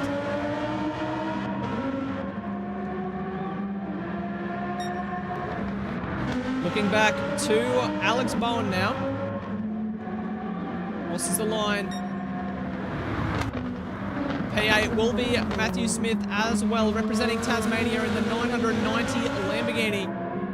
Coming through the corkscrew for the final time. He is up on his time as well. This is actually going to be a pretty decent lap if he can hook it up in the final sector. Just nice as well with his livery. Oh, whoa, whoa. Big moment. Easy, Tiger. Just going to say, nice with his livery. He's got a nice red P plate on the back, which is a very nice touch in my opinion. Well done, sir. As he will round the final corner and across the line, he finishes P8 in this one. That's everything for heat number 3. So, we're just about to go for a 10-minute intermission, but in the meantime, that was quite the race, wasn't it, Muffin? That was phenomenal driving from everyone there tonight. This race. Cars making mistakes and cars getting back from making mistakes. And really, in my opinion, we didn't talk about it too much, but just Long there in P2 essentially drove near faultless race. Like, his fastest lap time was a bit down on that of Ryan Tames, but he was able to do his lap consistently, and he got P2 because of it. He kept the car on the track, which is what matters. Absolutely. As we'll have a look at the results for heat number 3 here. Ryan Tame finishes in P1 with the fastest lap of a 1:20.5. Sam Leung finishes 2nd place. Connor Butler 3rd. Aidan Matthews 4th. Candinolian 5th. Heath Phillip in 6th. Alex Bowen 7th. And Matty Smith rounds out the grid in P8. And that's the story of heat number 3 here in MAGTEC 2024. So don't go anywhere. We'll go for a quick ad break, about 10 minutes, and we'll be right back here in a couple of minutes' time for heat number 4. We'll catch you all guys in a little bit. Weekend in, weekend out, Motorsport Australia officials are making waves. From waving flags, waving cars through pit lane, or responding to a wave for help. Wave hello to new lifelong friends. Who knows, you might just make waves around the world. Ride the first wave. Search Motorsport Australia officials today.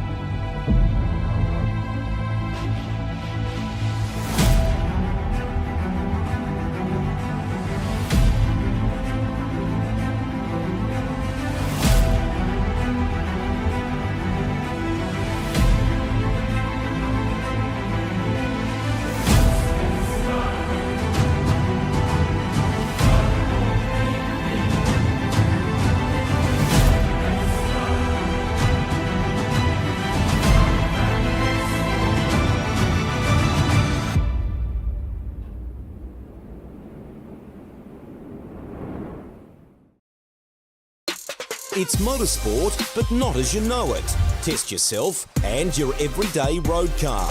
Safe, affordable, but most of all, fun. And all you need is your daily driver. Experience the thrill of a sprint day.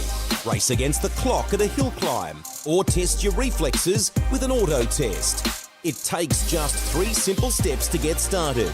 Get on the start line. Search Motorsport Australia Daily Driver today.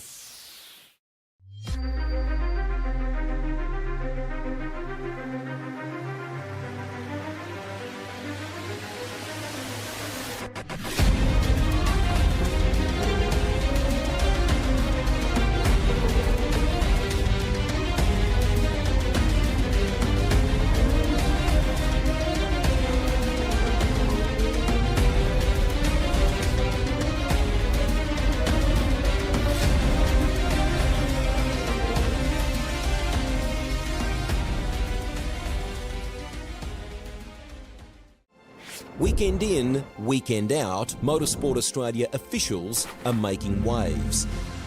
From waving flags, waving cars through pit lane, or responding to a wave for help.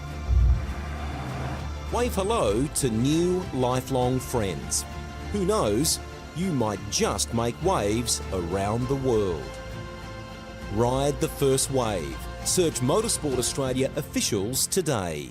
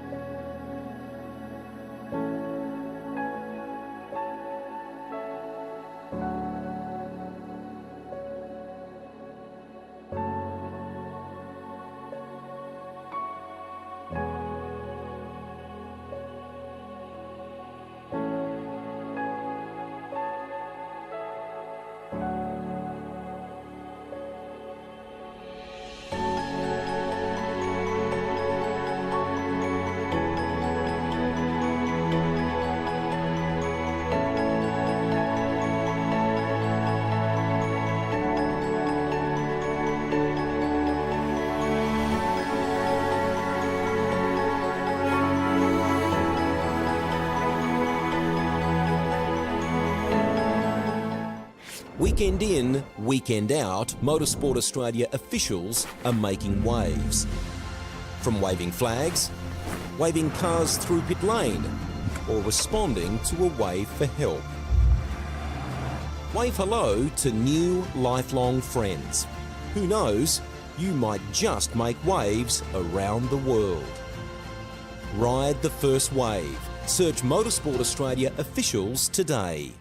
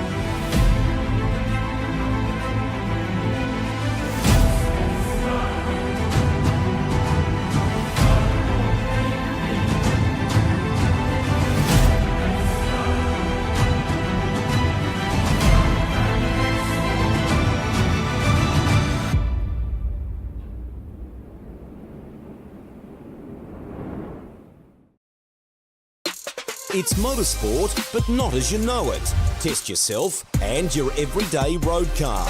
Safe, affordable, but most of all, fun. And all you need is your daily driver. Experience the thrill of a sprint day. Race against the clock at a hill climb. Or test your reflexes with an auto test. It takes just 3 simple steps to get started. Get on the start line. Search Motorsport Australia Daily Driver today.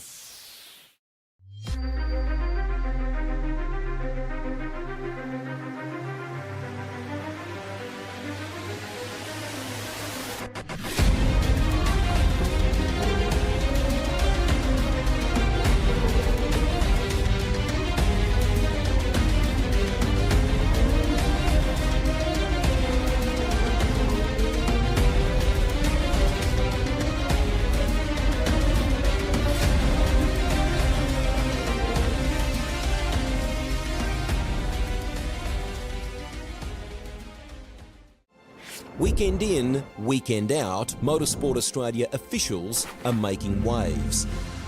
From waving flags, waving cars through pit lane, or responding to a wave for help.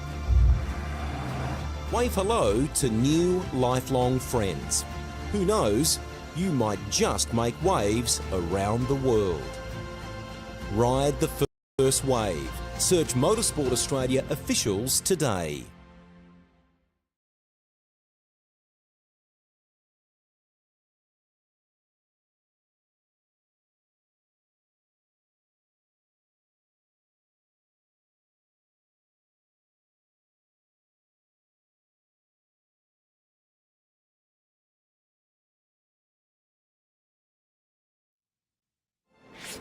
Weekend in, weekend out, Motorsport Australia officials are making waves.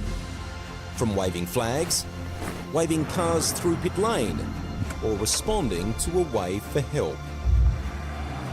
Wave hello to new lifelong friends. Who knows, you might just make waves around the world. Ride the first wave. Search Motorsport Australia officials today.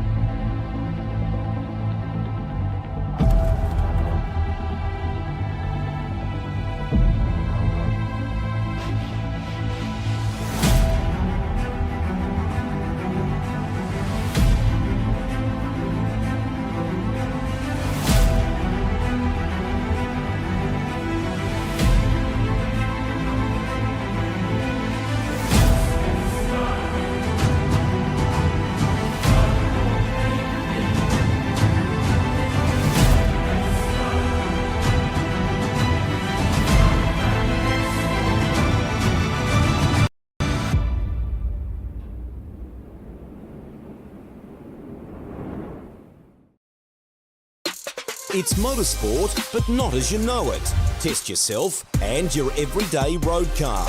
Safe, affordable, but most of all, fun. And all you need is your daily driver. Experience the thrill of a sprint day. Race against the clock at a hill climb. Or test your reflexes with an auto test. It takes just 3 simple steps to get started. Get on the start line. Search Motorsport Australia Daily Driver today.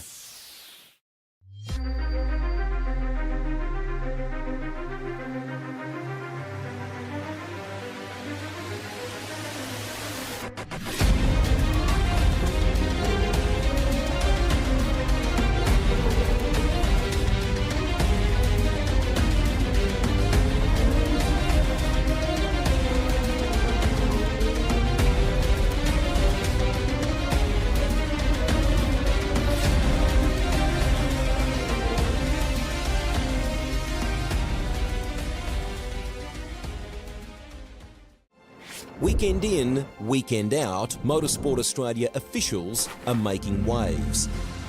From waving flags, waving cars through pit lane, or responding to a wave for help. Wave hello to new lifelong friends. Who knows, you might just make waves around the world. Ride the first wave. Search Motorsport Australia officials today.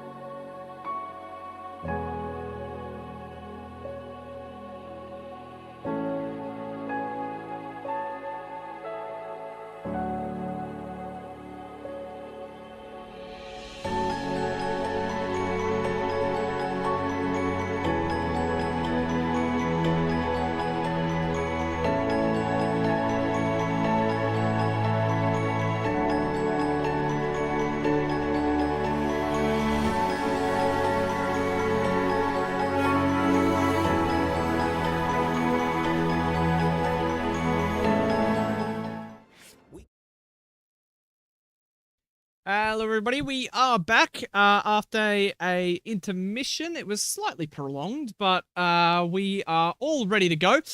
Before we get into things, let's have a quick look at the standings as they shape up at the halfway point during the heats. This is how things are. So we have quite a few drivers even on points. We have Josh Struick, Ryan Tame, and Andrew Lee all tied on points in first place. We have Josh Law, Sam Lung, and Jackson Austin, all with 27 points. We have Xavier Wakefield.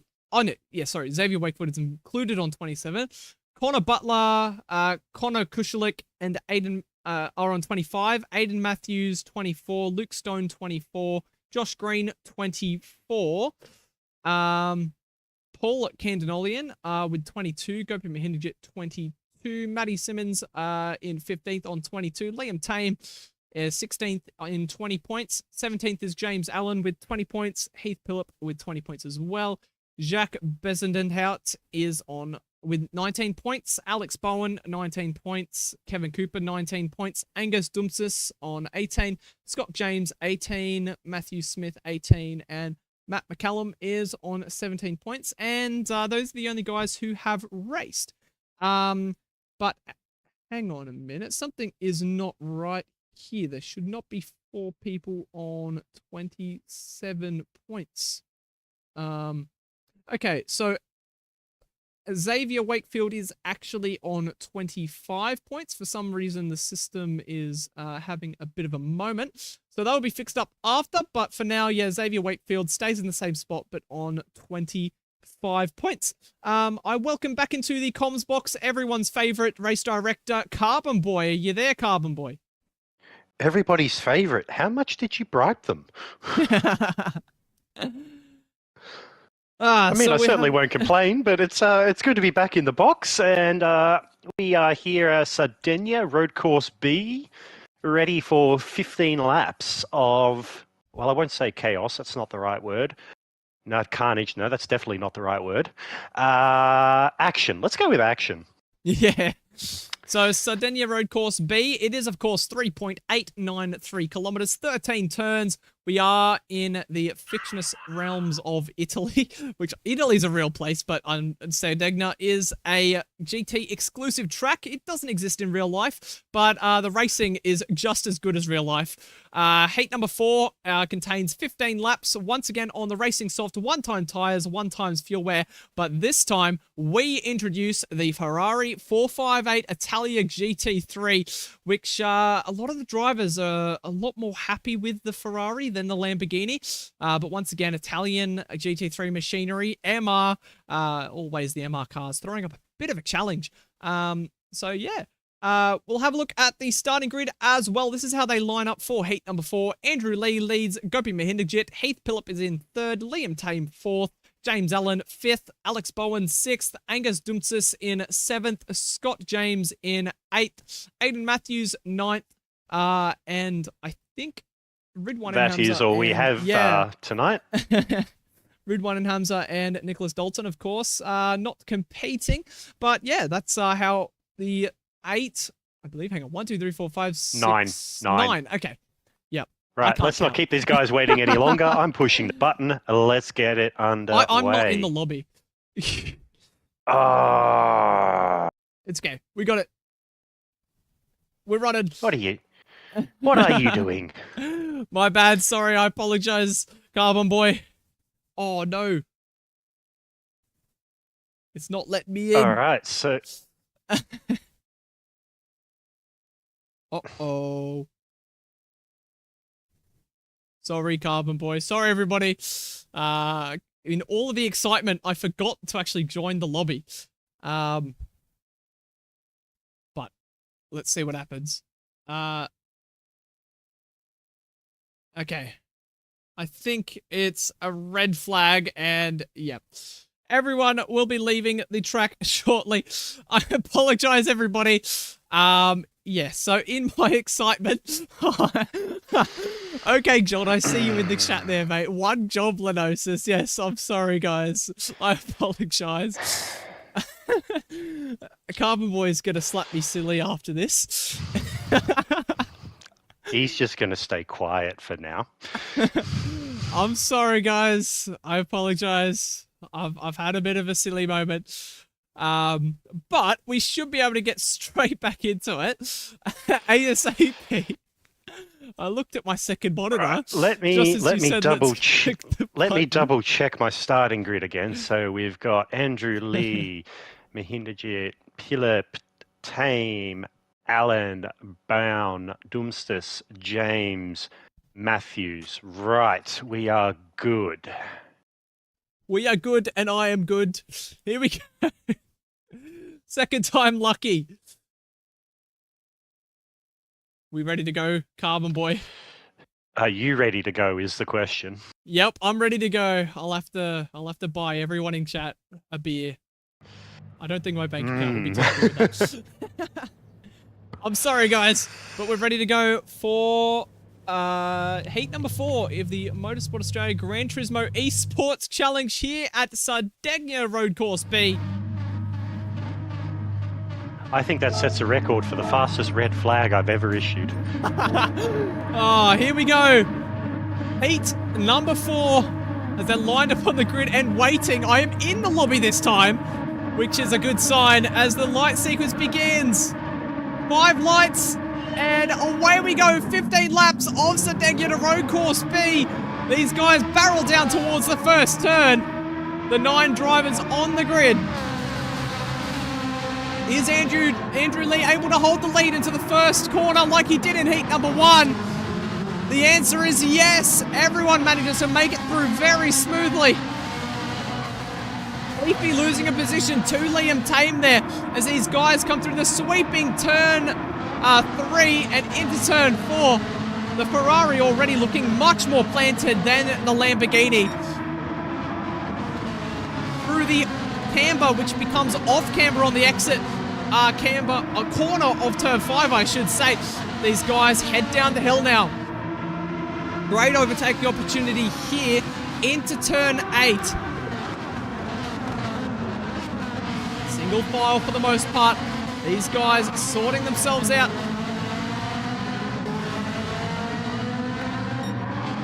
Up the hill into the final sector now. Very tough to get right in the Ferrari. When you said that the Ferrari seems more planted than the Lamborghini, you obviously weren't watching P6, 7 and 8 at that point in time. There was a lot of sideways going on. But everyone pointing in the right direction after 1 lap. Something that didn't happen in heat number 1. That is true. That is true. Down the hill towards the braking zone of turn 1. Andrew Lee not making an advantage as large as he's in heat 1. I'm getting all jumbled up with my words. We have Liam Tame in 3rd place. Heath Phillip in 4th place. Jimothy Paylone, James Allen in 5th place. Aidan Matthews in 6th at the moment. Scott James 7th. Angus Dumsis in 8th. And Alex Bowen in 9th. That's the grid after 1.5 laps here at Sardegna Road Course B. Oh, huge slide. Oh, Mahinajit's gone again.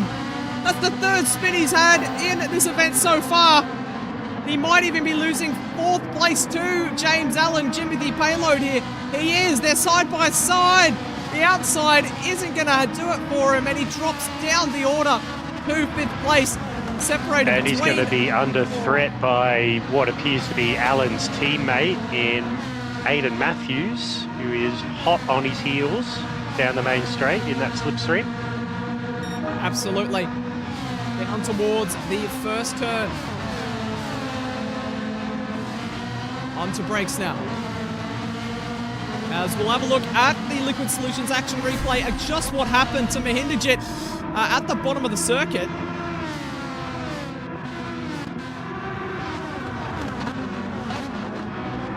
Was it? Oh, too eager. Too much entry speed, and at the apex, the rear end just came round, and there's not much you can do about that, unfortunately. As he managed to get back past James Allen there, Jimothy Payload. And he's making ground up on Heafy, who is also making up a little bit of time on Liam Tame in P2. Absolutely. But what that does mean is Mahindajit's spin sees Andrew Lee potentially going off to take a perfect 2 for 2 in the heats. At the moment, as it stands, a 1:18 would also be fastest lap. So 62 points potentially for Andrew Lee for his 2 heats.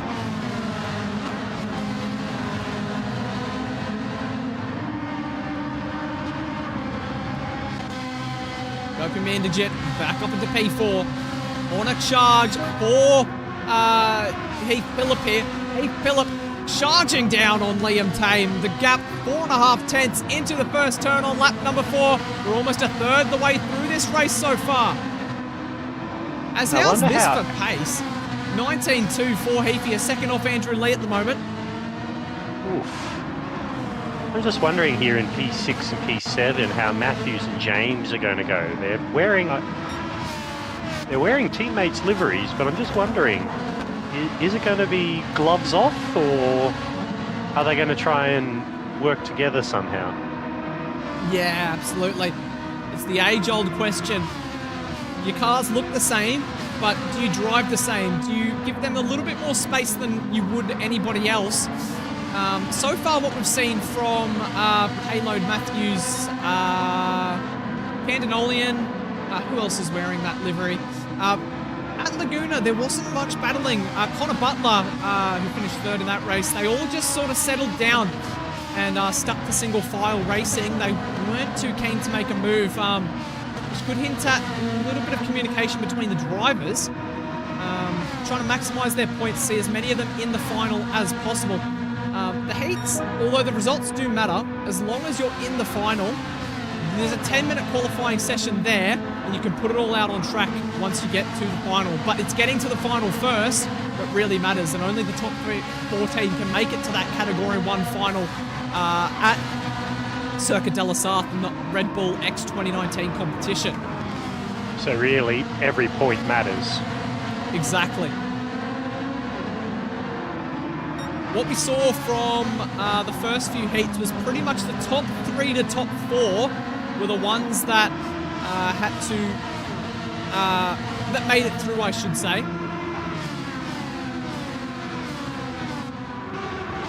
This race is going to be slowly making inroads into Heafy, who gets a armful of opposite lock coming out of that right-hander up onto the hill.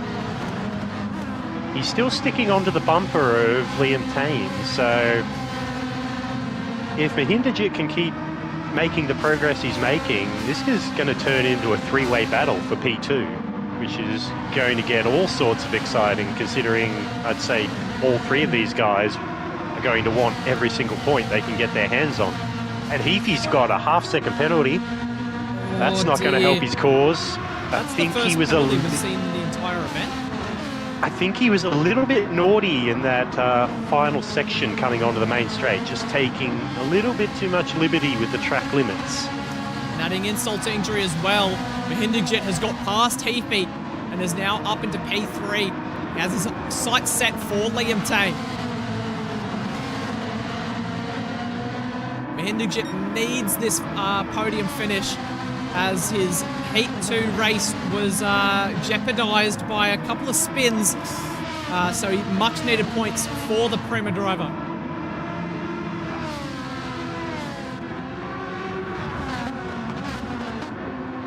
In typical Andrew Lee fashion, he is absolutely taken off at the front. 18.1 with the fastest lap, 6.5 second advantage over second place, which currently sits with Liam Tame, who has a charging Gopit Mahinderjit behind in third. E2 is going to get spicy.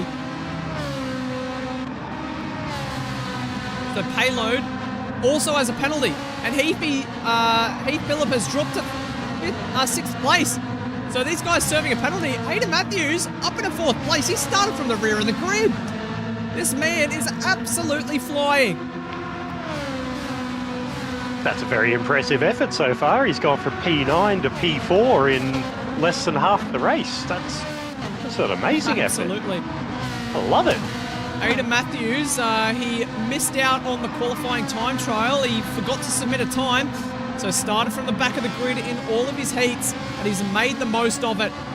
He could even be qualifying for finals, which would be absolutely spectacular.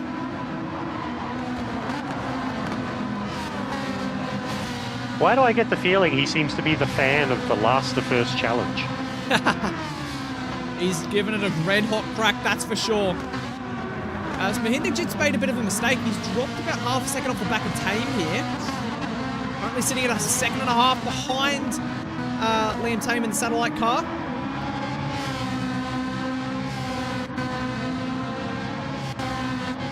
Andrew Lee, 7.3 seconds to the good now. Extremely consistent lap time since the race start. 1:18.3, 1:18.2, 18.4, 18.1, 18.1, 18.1. He is in a true rhythm at the moment with that Ferrari. Truly tuned in. A real contender to go back-to-back in this competition is Andrew Lee. I think I'm just going to give Andrew my own little nickname. I'm just going to nickname him the Metronome. Metronome, wow.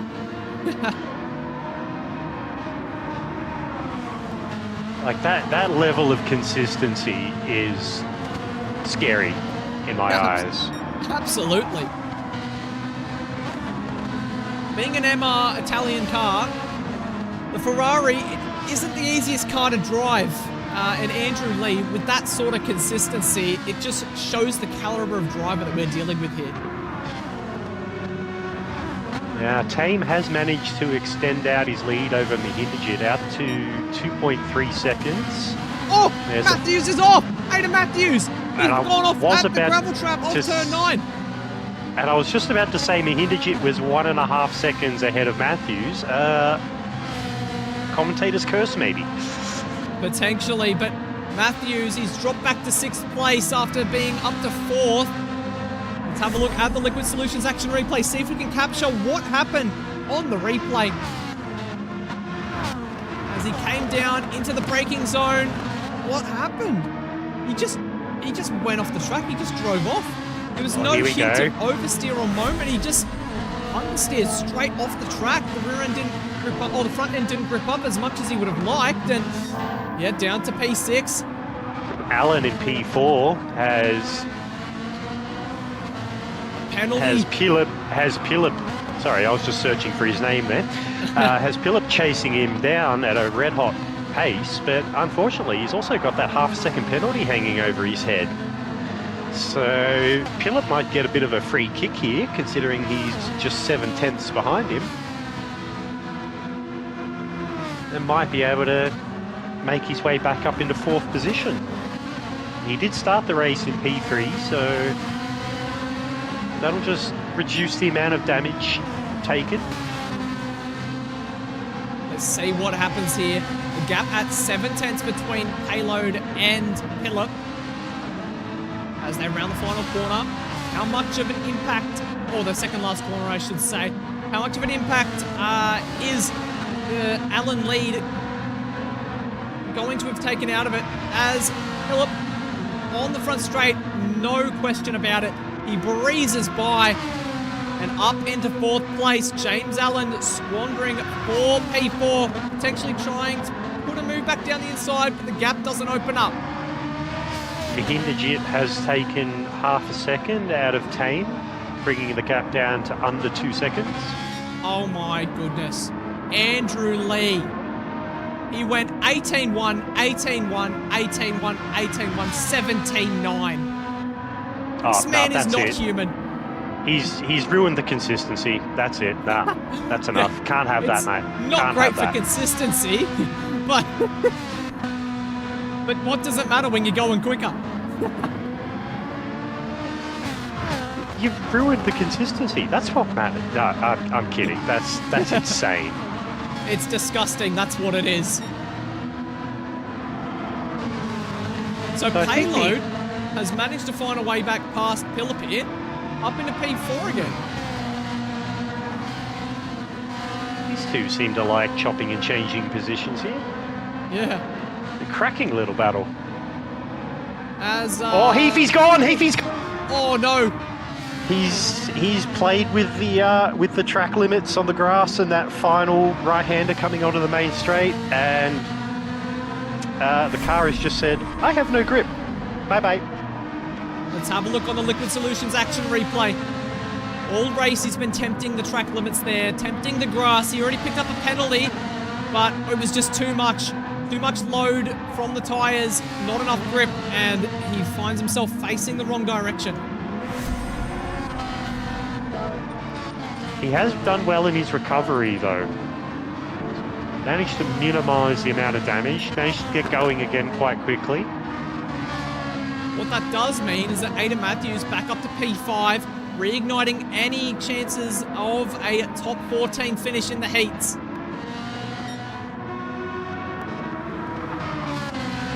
So with that little incident, unfortunately, that does mean our two closest battles on track are between James and Bown in P7 and P8, and Tame and Mahindajit in P2 and P3.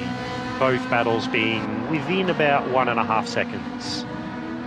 It's got James and Alex Bowen at the moment under a second, so things could get spicy between these guys for the minor points. I'm always a fan of the minor points battles. They tend to be a little bit more intense than the guys up the front for some reason. Maybe the sheep stations are larger further down the grid, I'm not sure. Potentially. Maybe there's just more sheeps. Maybe the top guys are fighting for sheep stations. The emu farms are much more valuable lower down the grid. Absolutely.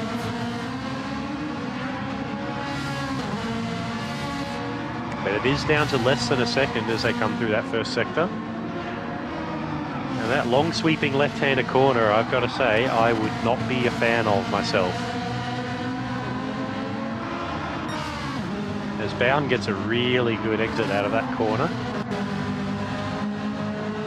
The current corner they're on, it's really weird in that it's cambered, and then on the exit, it switches to negative camber and it sucks you to the outside. So you really have to nail your line. It just drops away towards that outer kitty litter. The undulations of the track. Oh! James has had a moment. Massive moment there for Scott James. Manages to gather it back up without too much drama, but unfortunately does drop the position in the process. See if we can catch that on. Oh, here we go. Hang on. Replay. Sorry to interrupt your normal broadcasting. Mahindajit has made his way past Tame into P2. Tame has dropped a 120.989 on that last lap, and Mahindajit, who's flirting with the grass right now, dropped an 18.9. So I think Tame may have had a little bit of a moment.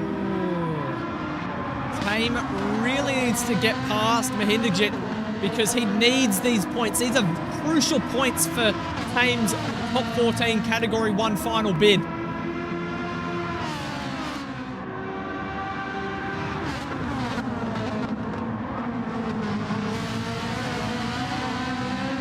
don't think Tame is going to let go of Mahindajit's bumper all that quickly. Oh, Tame, huge moment, clipped the kitty litter and almost ended up facing the wrong way. Half a second between these guys. That was a lovely hold of that slide, I'm not going to lie. That was beautiful to see. I am always a fan of someone drifting a mid-engined Italian car. Yeah. Because it manages to make so many Italian supercar purists angry for some reason. Liam Tame, in this competition so far, the points have not come easy to him. He's had to fight for every single point. Both with Joshua Law in the first heat, and now with Gopi Mahindajit in heat number 4. Just 2 laps remaining in this one as well. Well, 1.5. I'm just having a quick look back at P7 and P8 with James and Bound. They're back to 0.4 of a second between each other. I might just keep an eye on that one while you stay on the P2, P3 battle. Yeah, James got past as well, ahead of Bowen. Oh, Mahindajit! Huge slide! That was almost disaster with 1 lap to go. As Liam Tame, he's saving up something for the first turn. Can he get a good exit out of the final corner and get a move done into the first turn on Mahindajit? The gloves are going to be off as these guys barrel down towards the starting line. Starting the final lap, we're seeing weaving mind games coming into play for Mahindajit. Tame's not going to be close enough. He's 0.4 astray into the first turn. A mistake from Mahindajit could see Tame back up into second place.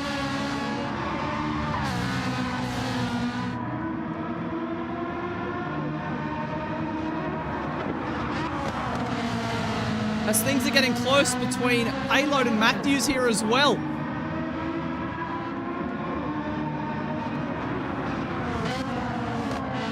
But for now, what really matters is this battle between Mahindajit and Tame. As they head down the hill, Tame has to find something in the last few corners. He's not going to have enough. Very deep on the brakes, running very wide, but Mahindajit's off! Oh, that's disaster! Mahindajit goes off in the dying embers of this race. They both need the points, but it's not going to be enough. As Andrew Lee will cross the line in P1 to make it a perfect heat stage of this competition. But Liam Tame, in extraordinary fashion, will go through and take P2. They were both late on the brakes. But it looks like Liam Tame, in extraordinary fashion, will cross the line. That's the points he needs. P2 for Tame, P3 for Mahindajit. Allen is going to get the better of Matthews here, the two teammates, as they cross the line. P4 and P5 for them.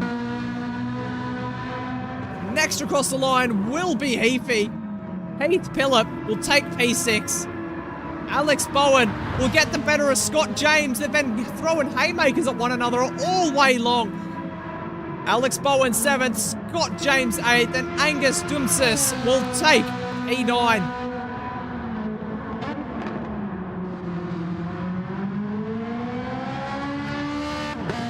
As he has one final sector to go. That race certainly threw up a few curveballs for me. Just when you think you knew what was going to happen, no you don't. Yeah. Around the final corner, Angus Dumsis.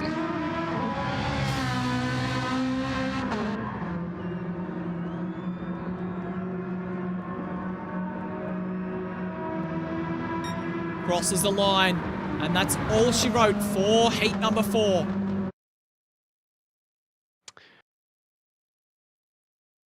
Wow.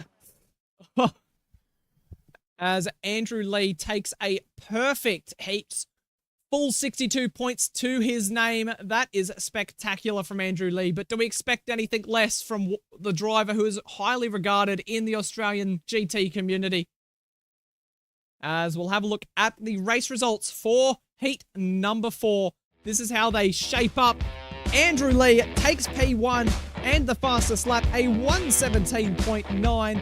Liam Tame, in extraordinary circumstances, gets the better of Gopi Mahindajit in P2 there.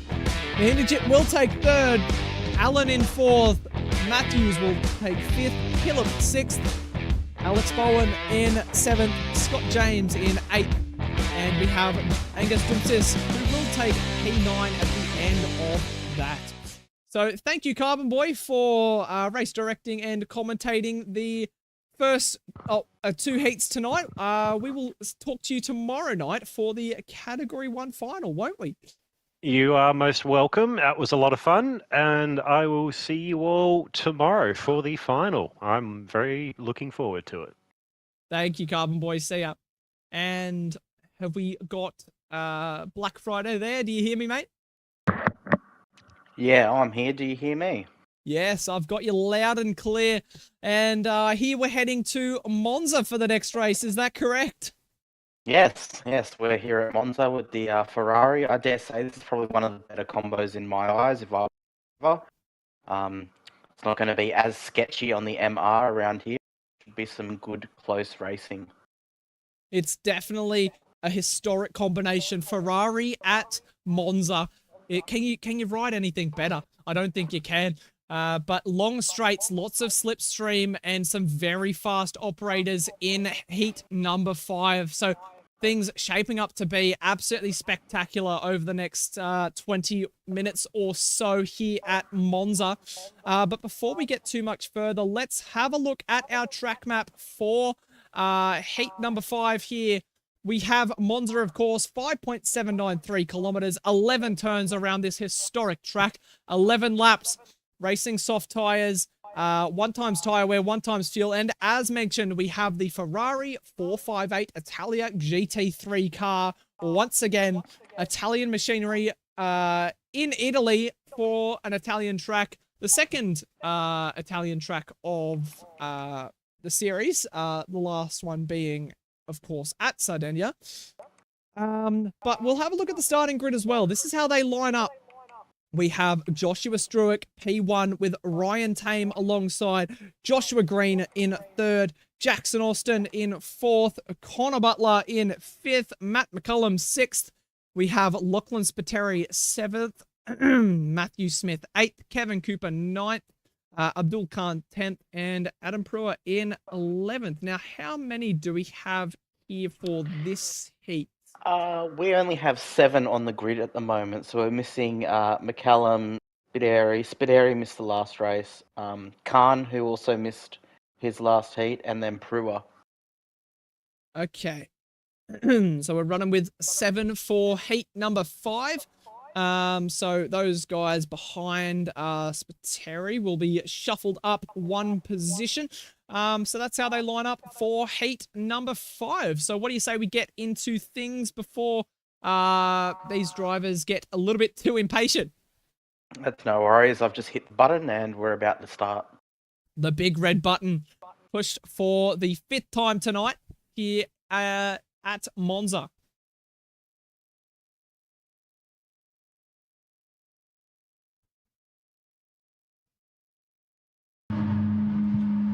As they're all lined up on the grid and waiting. Revs rising. These guys, it's in their best interest to burn as much fuel as possible on the starting grid. The light sequence begins. 3 lights, 4 lights, 5 lights. Revs rising, and they're out and racing here at Monza. Josh Struick off to a spectacular start. Blitzes the field off the line as they barrel down towards the first turn. Monza turn 1, they're 3 wide in the background. Ryan Tame giving Jackson Austin the squeeze, but he gets through. A little bit of contact. They've all made it through, I think. By the looks of things, yes. Jackson Austin in the gravel there. Everyone manages to make it through the first series of turns. And now... Yeah, well, if anyone asked, the Ferraris went in 2 by 2 into turn 1. And also Greeny, the big winner there, he dropped back to 4th after the start and then managed to come up to 2nd after turn 1 there. So he was the big winner out of all of them, being a bit hit the shoulder into turn 1. Joshua Green had an interesting heat number 1, but he's back here at Monza and they're looking very, very racy. Up into P2. But he has a penalty. That's disaster. He picked up a penalty at the Redifio chicane. So they head through the Lesbos. He's not going to serve it on this lap. He will serve it on the next time round. But that's just something that's going to hang over his head over the next lap and a half. Oh, no, he is going to serve it. They must have... Oh, yeah, of course. The burn zone has been moved from there between the Lesbos and Ascari to Ascari and Parabolica. So he will be serving the penalty. Don't mind me. I'm just a crazy person.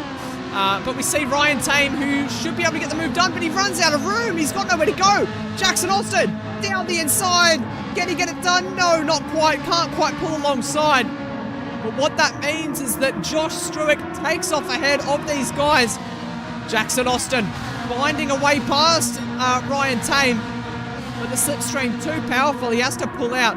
These guys trying their hardest to find a way through. Brilliant racing. This is where it's all going to go wrong here at the first turn. If it does go wrong anywhere, very sensible stuff from these guys, keeping everything very smooth. Kind of evolving into a four-way battle for second at the moment. You've got Green and Tame, nose and tail, and then just behind Austin and Butler's brought himself into the conversation too. Absolutely. Butler looking very racy. He finished third in heat number 3 at Laguna Seca, and he's back here at Monza and looking to gain as many positions as possible to solidify his spot in the Category 1 final. Big slide from Matty Smith in the background there. As Josh Stewart takes off.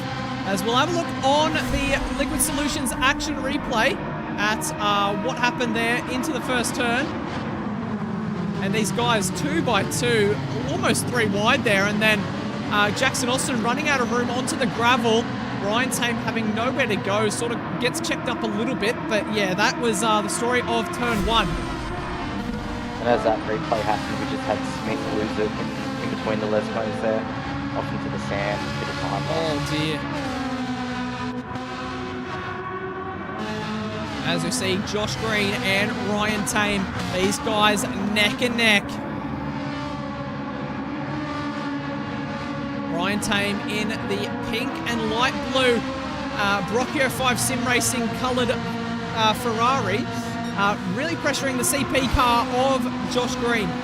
Can he find a way past on this occasion? Neck and neck. Does he pull out? No, he's only interested in pushing him along. Little bit of teamwork from Ryan Tame. He wants the win. Josh Struick, without a slipstream around a track like this, he's going to be left vulnerable. And these guys behind are working together to bring him in. They're reeling him in. They want this win. All of these drivers want the potential of the win. Well, over the course of the whole race, if you've got a drafting buddy that you're happy to push along, it's going to work out for you better than the engine fighting tooth and nail position. Absolutely. Josh Struick would love if these guys fought tooth and nail for sheep stations, fighting over the few. Ooh! Josh Struick very wide over the AstroTurf there, over the curb, but manages to keep it pointing in the right direction. And now he is under a second to Josh Green behind. We saw Josh Struick at the start take off ahead of the rest of the pack, but they've been very smart about this, bringing some mind games into it, and they're really pushing to try and take this win. We could see a 4-way battle for the win, even 5-way battle, as Connor Butler isn't too far out of things either. Actually, he's outside of slipstream range, which could see the end to any chance of him getting up on the top step of this race. All that Connor Butler needs is another decent finish, and he will secure his spot in the Category 1 final. We've got the top 5 slowly running away from Cooper here in 6 as well, so these guys are splitting off and they're having their own race.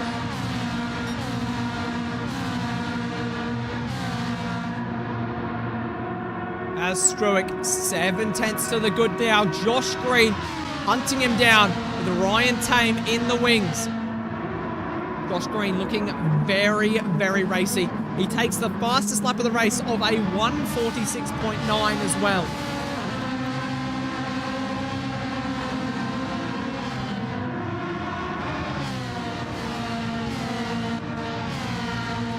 Jackson Austin losing touch with the guys ahead here.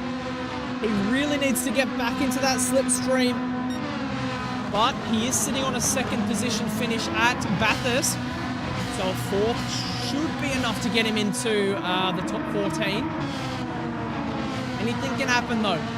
One incident could mean somebody's chances of qualifying for the Category 1 final or not.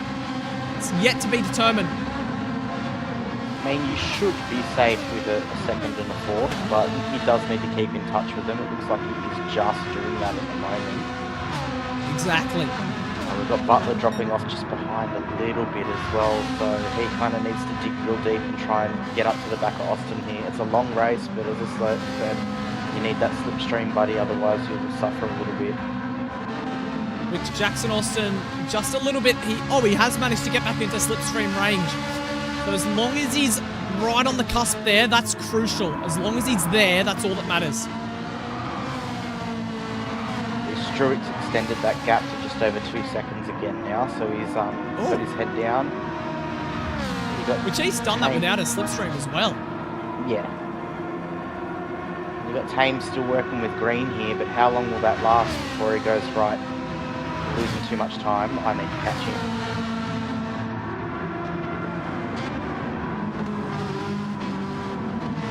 I think for the moment, from what we've seen, Green is the quicker driver out of the two at this circuit so far. So I think Tame's just happy to sit in the slipstream behind and get himself pulled along, tagged along, and give Green a couple of bumps to maybe hope that Struick makes a mistake, or they're able to use the slipstream to get back up behind Struick. It just depends. A few factors.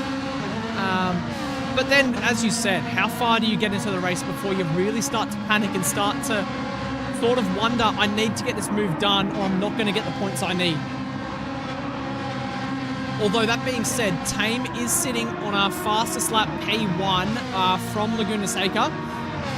So he only really needs a P3 to qualify. Yeah, definitely. You know, he's in a sweet position at the moment. You know, don't ruin it if you don't need to. And, you know, you wouldn't be buddying up with someone in the slipstream range if you you were just as quick as them, if not a little bit quicker. So he might just be biding his time to a bit later in the race to try and go for that P2 position. He is within striking distance still. Austin's dropped off a little bit more from behind them, and Butler again a little bit more there. So looks like it's going to be the battle for second. This race is going to be pretty important, pretty close. Yeah, absolutely.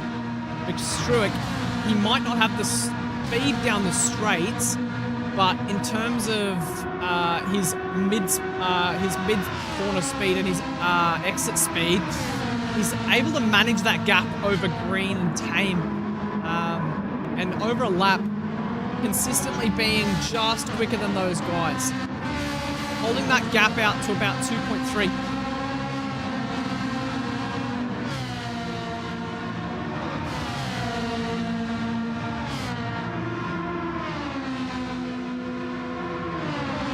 Into the Redophilia chicane now. Tame still thinking about teamwork. There's so many opportunities where Tame could just throw it down the inside of Green, but he isn't for the moment, for the time being. Bit of a slide from Tame there as well through the first Lesmo.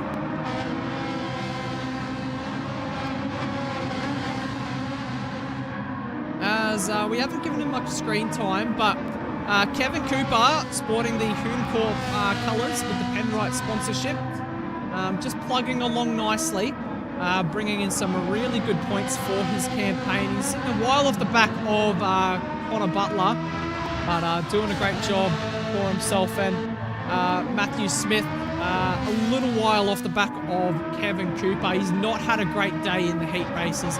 The Italian Machinery proving to be a bit of a handful for the Tasmanian driver, unfortunately.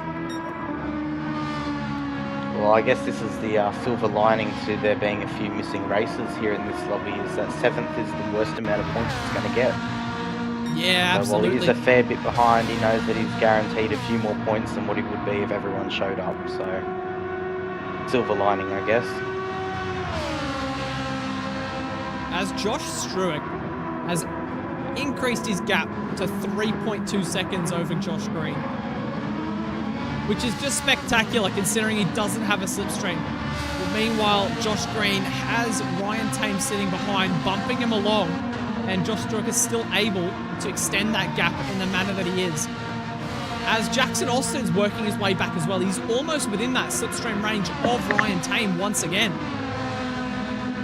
Yeah, he's slowly edged his way up a few tenths here, a few tenths there. I mean, he keeps his head down and stays in it. There's still a few laps to go. Anything can happen.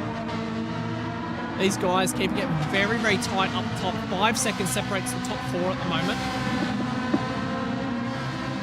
I think for the moment as well, Connor Butler, he's pretty happy with a P5. And it might be enough to get him across the line to the Category 1 final. He's just taking things a little bit easy.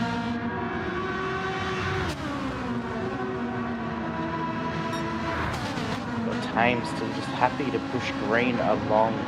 This whole race so far is just kind of giving him the nudge, use the slipstream, help both of them out. Tame! Oh, and he's gone off. Oh, Lucky was almost regains disaster. that. That was so close. But that brings Austin into it now, so Austin's going to have a good opportunity for an overtake at the end of the straight here.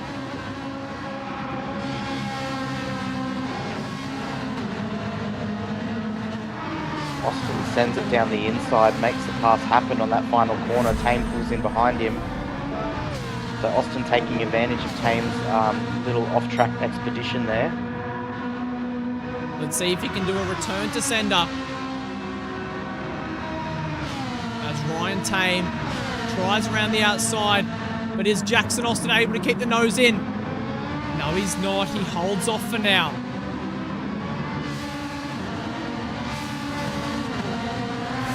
This has given Green some breathing space now. He's got a second and a half back to the Tame-Austin battle.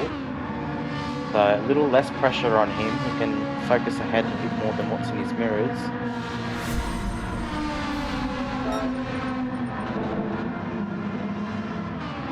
Struick starting to extend his legs now. 3.6 seconds to the good, which Josh Green was actually quicker than him on that previous lap of 47.9, marginally, about a tenth quicker. But Ryan Tame and Jackson Austin, will we see some more working together between these two? Ooh, Jackson Austin overcooking it on the second Lesmo, on the exit. Makes a little bit of the kitty litter on board of his car, bit of extra ballast.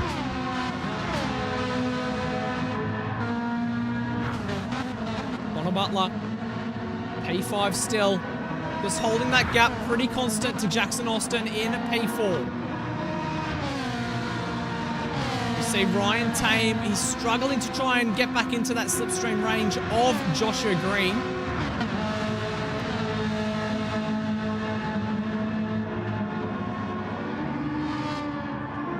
Josh Struick, 3.9, he's really made a lot of time on this lap.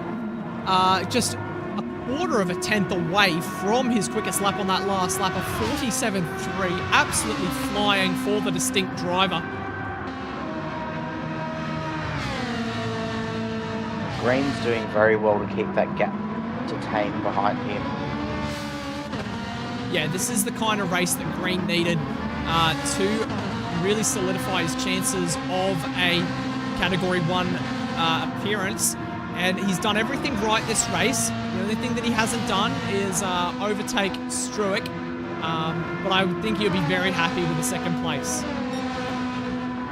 Oh, definitely. You know, it's only a couple of points difference at the end of the day. And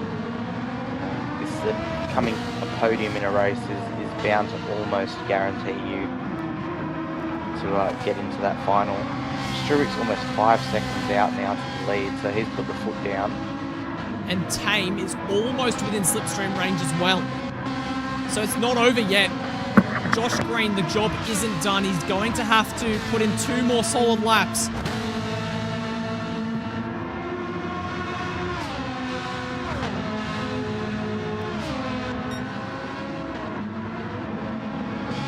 Through the Ascari chicane now. Jackson Austin losing touch a little bit as well. 1.8 seconds back at the moment as well.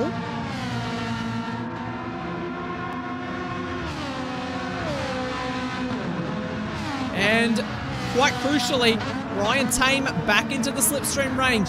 So that's going to pull him along to Joshua Green. And he might be up close enough for a chance to make a move on the final lap. We just have to wait and see how this happens. And also, Ryan Tame might be able to have a crack at a fastest lap attempt as well. He'll have the slipstream for the entire lap, and he's far enough back that it's not going to really stop him in any way or block him. He's just going to be able to do a max attack lap in the slipstream of Joshua Green. Yeah, he's just going to want to make absolutely no mistakes this lap. Just send it, but send it at 100%, not come off the track at all, not get any oversteer or anything, and then he's in potential for that fastest lap, being behind Green as well, who has still got the fastest lap to race. Very close to track limits, and he's right up underneath.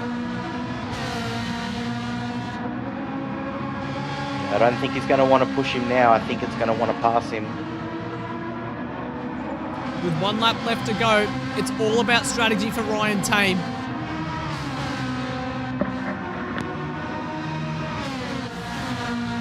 Let's see what happens. Does he push? Does he pass?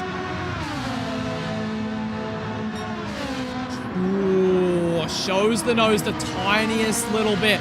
He thought about it. Definitely on the mind of Ryan Tame.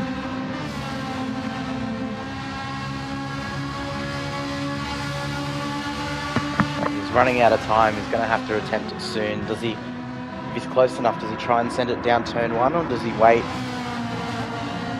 That's the question, and Ryan Tame's probably asking himself the exact same thing. Does he wait? Does he hold off?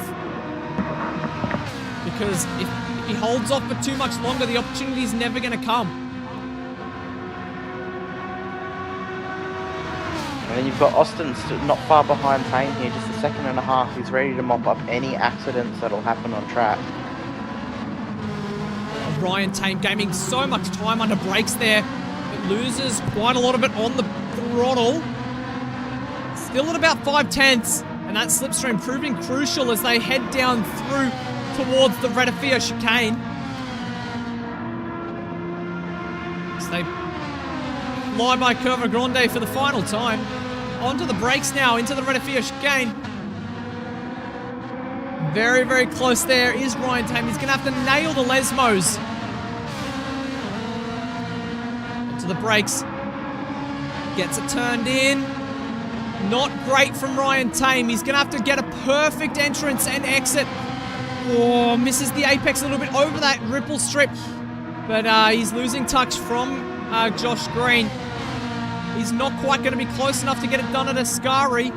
But he's going to have one more opportunity into the parabolic hairpin. 3/10, 2.5 Does he get a good exit? It's crucial now. And he... not quite. It's not enough for Ryan Tame. As he's still dropping back, it's not ideal for him.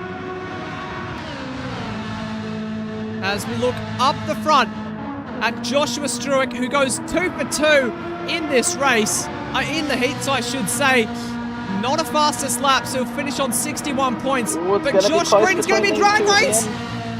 It's going to be a drag race, so close. Josh Green gets it by 1/10. Ryan Tame third. Jackson Austin will finish in fourth. Oh, what's he done? He lets Connor Butler go by. Jackson Austin. I don't think he's realised how close Butler was. He came off the power and didn't go back on it till after he was passed. Dear. Or is there a little bit of... oh, maybe there's a bit of something going on there, and Jackson Austin has given Connor Butler the wave by. But that's very, very interesting. Stewards might have something to say about that, but I don't know. I don't know whether it's explicitly written in the Motorsport Australia regulations whether you can sacrifice your own race to get somebody else into the finals, but I'm not too sure. We'll have to wait and see. The stewards will have 24 hours to confer about that, but Matthew Smith will round the final corner and cross the line. That's all she wrote for heat number 5 here of MAGTEC 2024. Yeah, that was a bit interesting with Austin at the end there and letting Butler pass. It was either one or two things. Either there is something going on and he let Butler pass, or he's just come off the throttle and gone, oh, phew, I'm done with the race. And Butler was a bit closer than what he thought. So Potentially, interesting. but yeah, Austin might have to answer to the stewards later tonight, but definitely an interesting scenario. As we have a look at the race results for heat number 5 of the Motorsport Australia Gran Turismo Esports Challenge of 2024. Josh Struick takes P1, but crucially does not get the fastest lap, so he will solidly be finishing second in the standings. Josh Green takes P2. It's a Josh 1-2 there. Which Josh Green does get the fastest lap, actually, with 1:46.9. Ryan Taylor finishes third. Connor Butler finishes fourth, with Jackson Austin in fifth, potentially controversially. So that will be looked at, and definitely a late night for the stewards after that one, that's for sure. Kevin Cooper finishes sixth, and Matthew Smith will come home in 7th place to seal the deal there. And yeah, definitely interesting race. Lots of slipstream and teamwork going on there. So, but anyways, thank you, Black Friday, for your hard work as race director for the heats tonight. I don't think you're doing the Category 2 final tomorrow, are you? So yeah, you're unavailable tomorrow. I'm just here for the heats. Thank you for having me. Happy to help out as always, and to everyone else racing tonight. Great to have you in the comms box once again, mate. We'll talk to you later.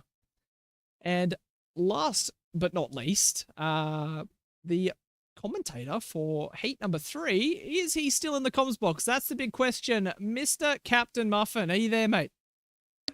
I am here, sir, but it's heat number 6, not heat number 3. We've already done that. It's okay. It's been That's a what I'm big saying. night. You're back from heat number 3, mate. You said 4, not important. That's all right.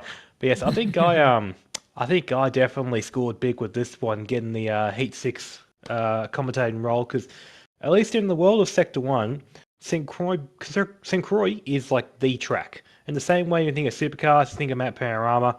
F1, you think of Monaco. Think of Sector 1, you think of St. Croix. This is just the ultimate track in the world of Sector 1, and it's just, I'm happy to be here. It's such a good track. Yeah, absolutely. There's been some very historic races in this combination. The St. Croix B in the Ferrari 458. We saw the Cyborg lap commentated by Ghost back in Season 2, where Brocky did the unthinkable and took pole position with an absolute clutch lap. And the racing action is always thrown up in the air here at St. Croix, and we love to see it. So we're looking forward to the racing action that St. Croix throws up as always. But before we do, let's have a look at our heat number 6 track map. It's St. Croix B, 7 kilometers, 14 turns in the lovely French countryside. Heat 6, 10 laps, racing soft tires, 1x tires, 1x fuel. And of course, we are in the Ferrari 458 Italian GT3 for the final heat race.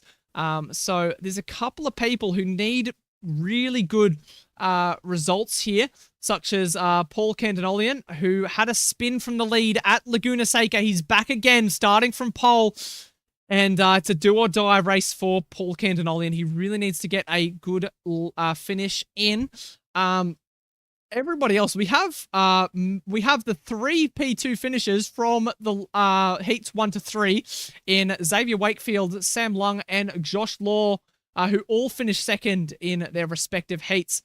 So we have an absolutely... Oh, no, it's not Xavier Wakefield. It's Matthew Simmons who finished P2, I believe. I don't know. I can't think properly.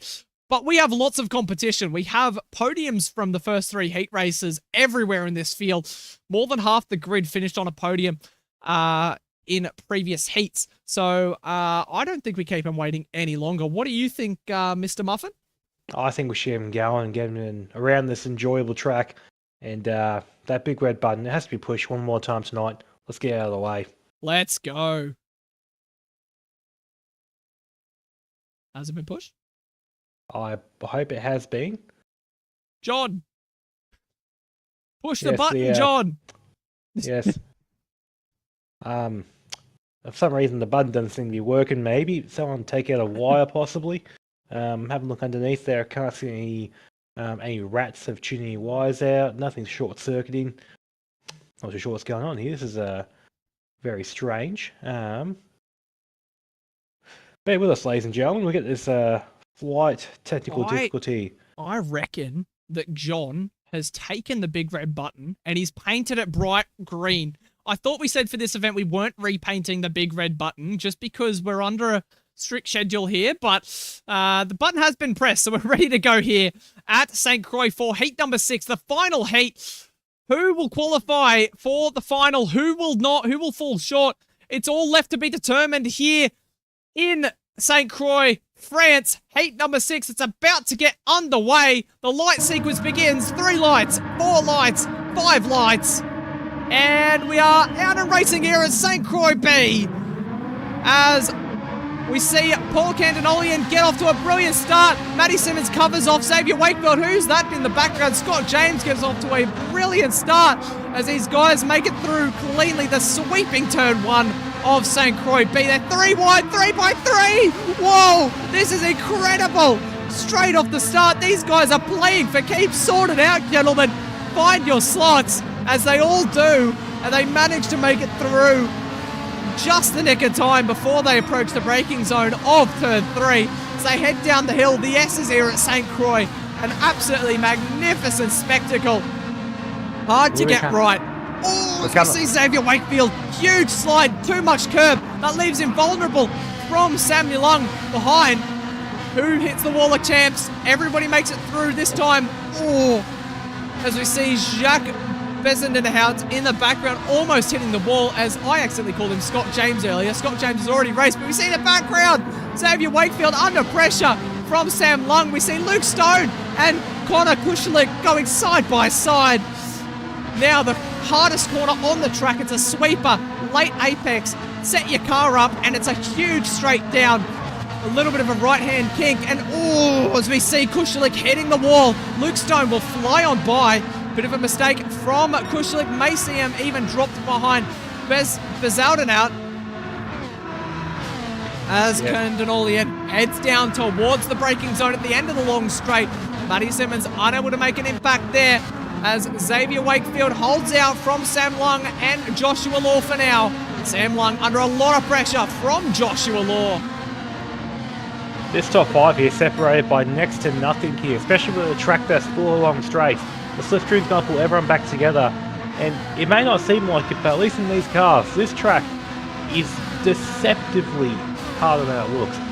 The run down to the bridge, that chicane section there, even the run onto the bridge, it's very easy to sort of lose traction in the car, either oversteer or understeer wide and hit the wall, as well as the little chicane run before you go to the last final corner.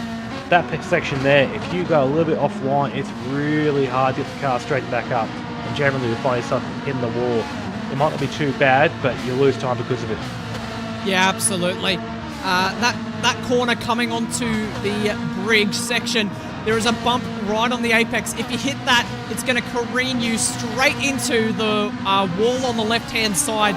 We see it happen so often whenever we race here, and it's just something that catches out the best. And it's just something that these guys will have to look out for. And in a tough car, a tough MR Italian GT3 car, it's just a corner that is exponentially more difficult. And as you continue on, it's 20 minutes. That's a long time to be at your maximum attack pace. So these guys really going to have to endure the mental strain and fatigue and keep their car out of the wall. Very tight section, this track. The good thing for these guys is that you have got plenty of longer straights. So they can sort of take a break every once in a while and just sort of refresh themselves, reset for the next section of corners coming up. Which also means that if the people behind you get the corners as well as you, you're going to pull them back up to you thanks to the power of the slipstream. So really, we've already seen right now, the top 3 sort of isolate themselves in their own battle. 4th and 5th still got their own little battle going on there. And 6th, 7th and 8th are currently all on their lonesome. They've unfortunately lost the slipstream, but if they can get the next section of corners right, there's a possibility they could catch back up, get that slipstream back, and get that free speed. Absolutely. So let's have a look back on the Liquid Solutions action replay at that brilliant lap 1 action that we saw. We saw cars 3x3 wide in the background. Absolutely magnificent stuff. They were 3x3. Whenever do you see that? 6 cars separated by literally nothing. It's magnificent racing action that we're seeing at St. Croix. The wide track, the lots of run, well, in some sections there's lots of runoff, in others there's none at all. And you really have to pick your time to go alongside and make a move. But long straights into heavy braking zones with technical sections in between. It's a track made in heaven. It's honestly, in my opinion, the track for racing. I would see it like a time trial event, probably a bit simple for that, but for racing's sake, but like having something wide, nice flowing corners, long straights, hard braking zones like you mentioned before, it's it. It is the track. Oh, Joshua Law, very, very close to that wall. Did he touch it? We'll have a look on the Liquid Solutions action replay. He came very, very close. That was millimeters away from disaster for the banana car. Ran wide, hit the bump that I was talking about onto the grass and grazed the wall on the left-hand side of his car there. That was almost disaster for the Western Australian driver. Looking back Continuing to the front, on now. though, yeah, you've got the 3 cars in front there, separated by just over 0.8 of a second. Not enough slipstream power to pull them close enough for this straight. However, they're not being left alone. One small mistake, you see you drop back 1 or 2 spots. As we see Xavier Wakefield holding pace with 2 absolute heavyweights and proven aliens in the Gran Turismo community. Matthew Simmons, he's a winner of the Gran Turismo Academy, the system that saw that was the basis of the Gran Turismo movie. He won it in 2015, I'm fairly sure, and he's transitioned into a full-time racing driver.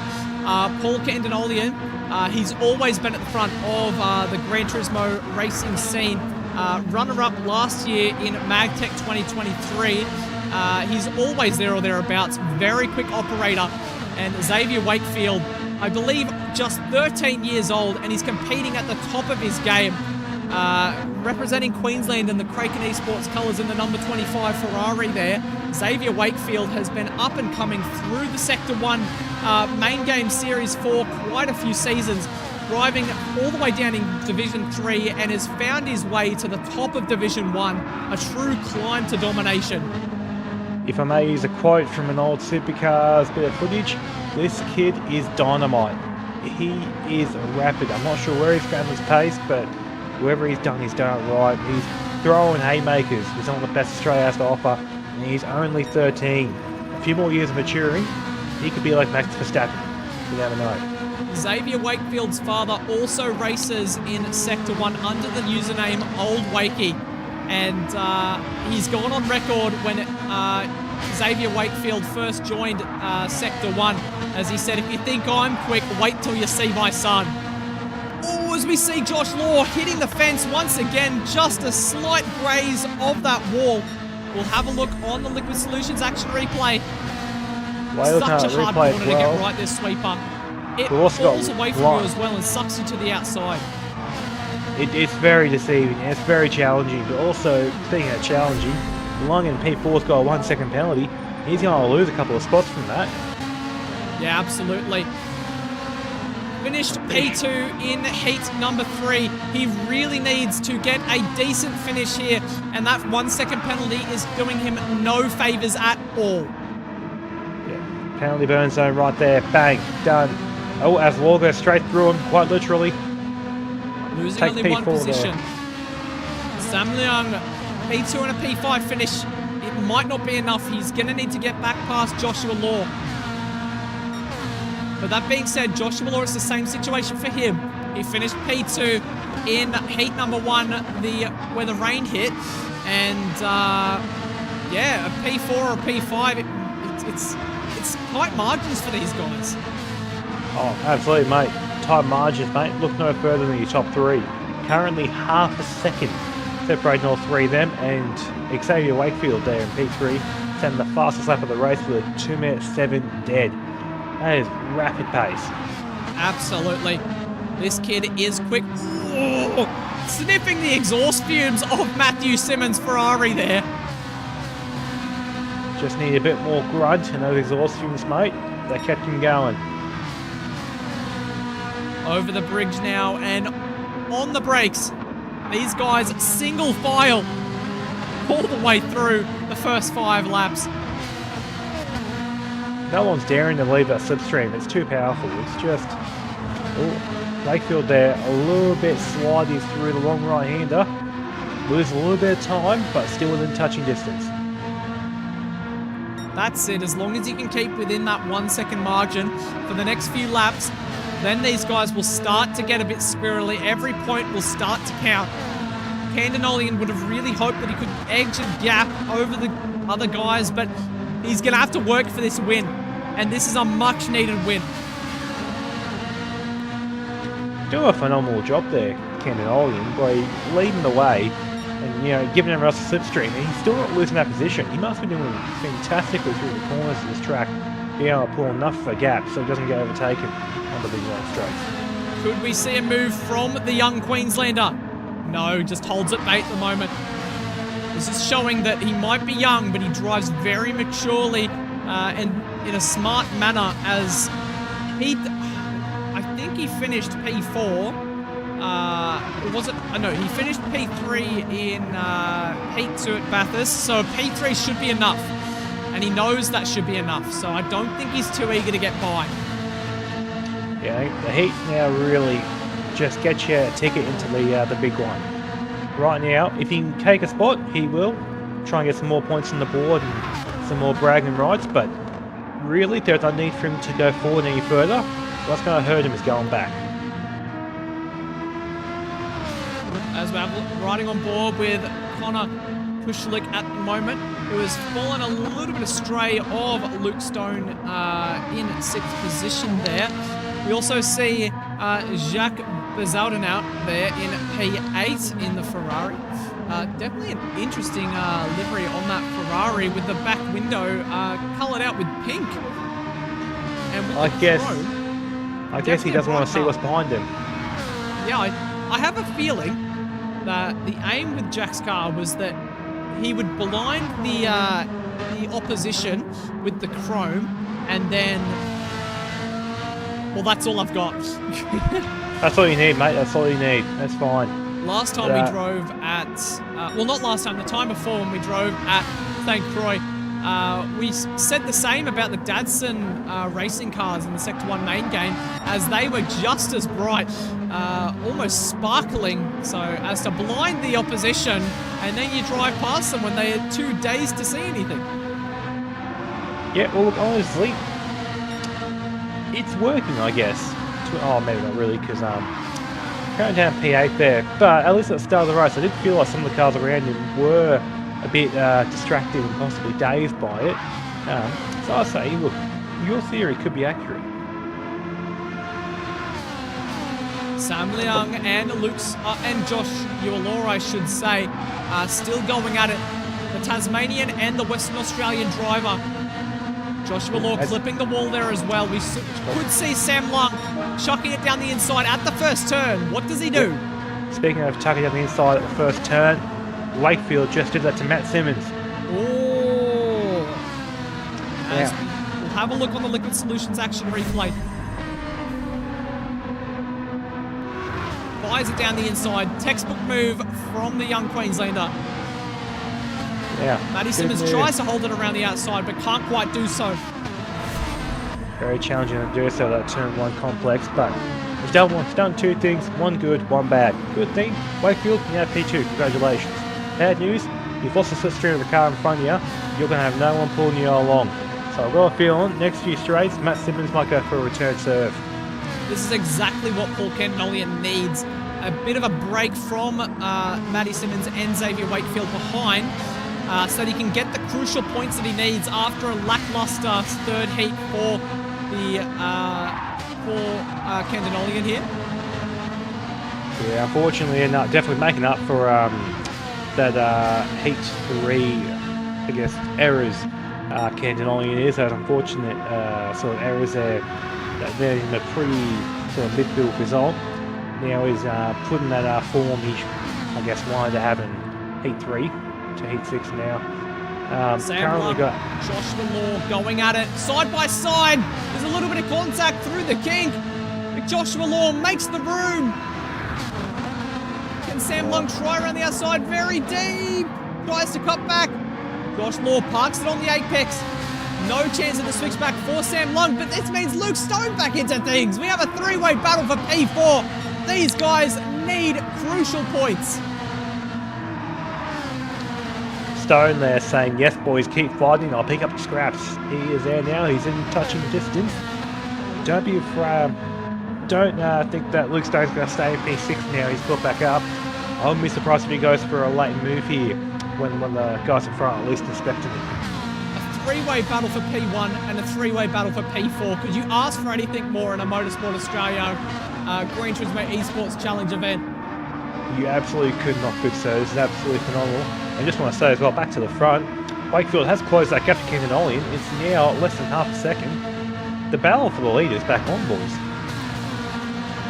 Candinolian needs all the points he can get. So having a young Xavier Wakefield filling his mirrors, he could succumb to the pressure. A P2 might be enough for Candinolian, but just to be safe, he needs that P1. It's an extra 3 points to add to his tally. And 3 points can make a big difference in the grand scheme of things. And he's purple. He's purple as well, so he ain't holding back. If he's purple, I hate to see what Wakefield and Simmons are, considering they've been making some time up this lap. Going down the roll, long right-hander here. Keep the car nice and stable, boys. Get on the power nice and early. Excellent. Candinolian really struggling through that corner the last few laps, and once again, that time coming down, down, down. Xavier Wakefield has the opportunity to take the lead of the race into the braking zone. Here he is, purple as well.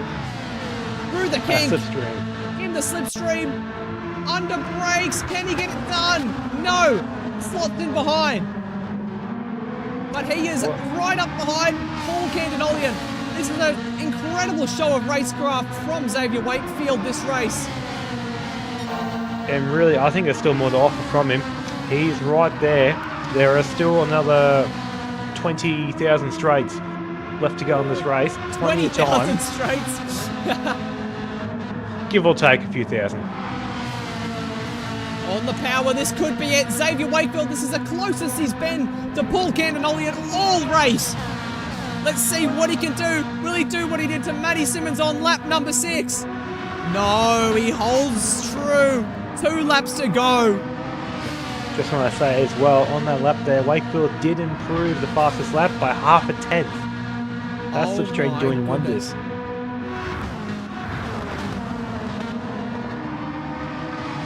He's just touching the rear bumper. This is insane.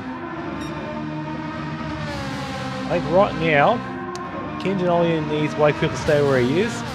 Wakefield needs Candinolian to make a mistake. And Simmons wants these two to biff hard, make the two of them have their own separate areas, and just cruise on through.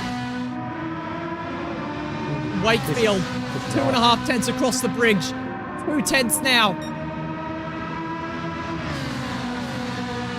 Does he go for it? No, he doesn't. This is very interesting from Xavier Wakefield. He's Mind games with Candinolian.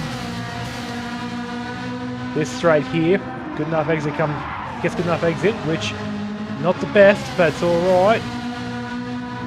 He should be able to possibly launch a move into the next braking zone here. Once again, Candinolian, he's running very, very tough through that sweeper, and it leaves him high and dry. Wakefield, 1/10 shy. He goes for the move. Can he get it done down the inside? Under brakes. Does he outbrake himself? No, of course not. He's a whole car length in front, and he takes the lead in the race on lap number 9. Paul Candinolian has nowhere to go, and he has to settle in behind the young Queenslander as they come through the S's, through the final sector. Was that too early is the question, because now, 1 lap to go, next time by, will Wakefield leave himself vulnerable for the same attack on that straight next time round? Oh, he's touched the wall on exit as well there. Xavier Wakefield leaves him high and dry to Candinolian. Goes defensive. Candinolian, will he try and move? No. He knows he needs to wait. He can't give Wakefield an opportunity to chuck it down the inside again. Candinolian knows that he needs to be patient and time the move to perfection. As I say that, he's proven me wrong. Pulls out to the inside. He fires it down the inside. Can he get it done on the young Xavier Wakefield? They're side by side. Matty Simmons will go through. Xavier Wakefield's off the track. What brilliant racing we're witnessing now. Matty Simmons around the outside. A flash of the lights from Wakefield. He's not happy with that at all. He drops to the back of these two. Matty Simmons still trying to find a way past Candinolian. But as it stands, Xavier Wakefield from hero to zero on that occasion. As we have a look on the Liquid Solutions action replay, the move from Wakefield on Candinolian a lap prior. At the end of the straight, fired it down the inside, got it done, pulled it up under brakes. Easy as you like, textbook move for Xavier Wakefield. I thought for a second they were going to have a little through goes Hamilton moment with Simmons there, getting ready to pick up the scraps of those two fighting. Unfortunately, just couldn't get enough speed up. Let Simmons through. What's happening here is Candinolian's letting Wakefield back through. That's very great sportsmanship from Candinolian, but is that his finals chances gone astray? A P3 and a P5 might not be enough for Paul Candinolian. Well, it's a bit late. I still want to say it. Through goes Simmons. Which Matty Simmons, he hasn't led a lap all day, but he's going to come through to take P1 in heat number 6. What a race. This is absolutely spectacular. Into the final quarter. Xavier Wakefield can't find a way through, and they'll have to settle in the order that they are currently. Matty Simmons takes P1 in heat number 6. Xavier Wakefield second, and Paul Candinolian takes third place. Joshua Law rounds the final quarter, gets the battle of Sam Lung and Luke Stone, who we haven't given much screen time because of the magnificent battle up front. Sam Lung 5th, Luke Stone 6th, and we'll see Jacques Bezoudenhout in 7th. They still have a while to go. The final sector yet to happen for Bezoudenhout and Kushalik. Through the S's for the final time. That chrome car there, also run P plates on the back. Nice little touch, right? Nice little touch. Into the final quarter. Bezoudenhout gets it turned in. And on the power, it'll be a P7 for Jacques Bezoudenhout. And Connor Kushalik behind will come home in P8. That is all she wrote for the heat races of MAGTEC 2024. What a bunch of heat races they were. That was awesome. No other words can describe it. That was absolutely awesome. Loved every second of that. Simply amazing. I think a bit of St. Croix magic to finish things off for Saturday. So as it stands, I mean, we need to do the calculations and figure out who goes through. But for now, we will have a look at the race results. Hang on a minute. We have a little bit of a surprise here. The race results are as follows. Matty Simmons and Xavier Wakefield, P1 and 2, have set the exact same lap time. Holy moly. Paul Candinolian finishes third place with a great display of sportsmanship to let Xavier Wakefield back through after running him out of room on the exit of turn 3. Joshua Law finishes 4th, Sam Young in 5th, Luke Stone 6th, 7th is Jacques Bezoudenhout, and 8th is Connor Kushalik. But wow, holy moly. So to add to the action, Maddie Simmons and Xavier Wakefield have set the exact same lap time. Holy moly. That is just incredible. Did we have any precautions in place for fastest lap point if two people were to set the fastest lap, or not? We just dish out. I believe it's half whoever points set to- lap first, Okay, right, yeah, then. which I think is Xavier Wakefield. I think it is. Sorry, Matty Simmons, mate. 1,000's faster. The point would have been yours. Yeah, absolutely. I think Maddie Simmons will be very happy with that P1 anyway. So yeah, wow. What a race, and what some 6 races we have just witnessed. I think we're going to go for an intermission to sort out the points, and we will come back with the points tallies in just a moment. But in the meantime, chuck your Driver of the Day nominations down below, and we have a lot to discuss after the intermission. We'll be right back in just a jiffy. We'll see you guys in a moment. Weekend in, weekend out, Motorsport Australia officials are making waves. From waving flags, waving cars through pit lane, or responding to a wave for help. Wave hello to new lifelong friends. Who knows, you might just make waves around the world. Ride the first wave. Search Motorsport Australia officials today.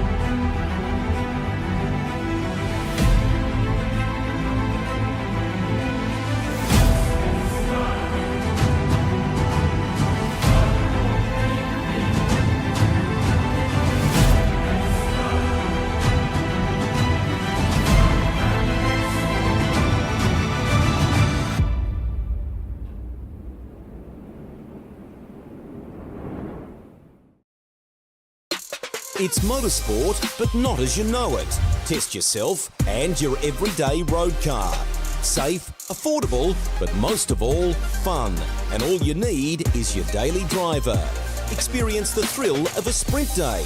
Race against the clock at a hill climb. Or test your reflexes with an auto test. It takes just 3 simple steps to get started. Get on the start line. Search Motorsport Australia Daily Driver today.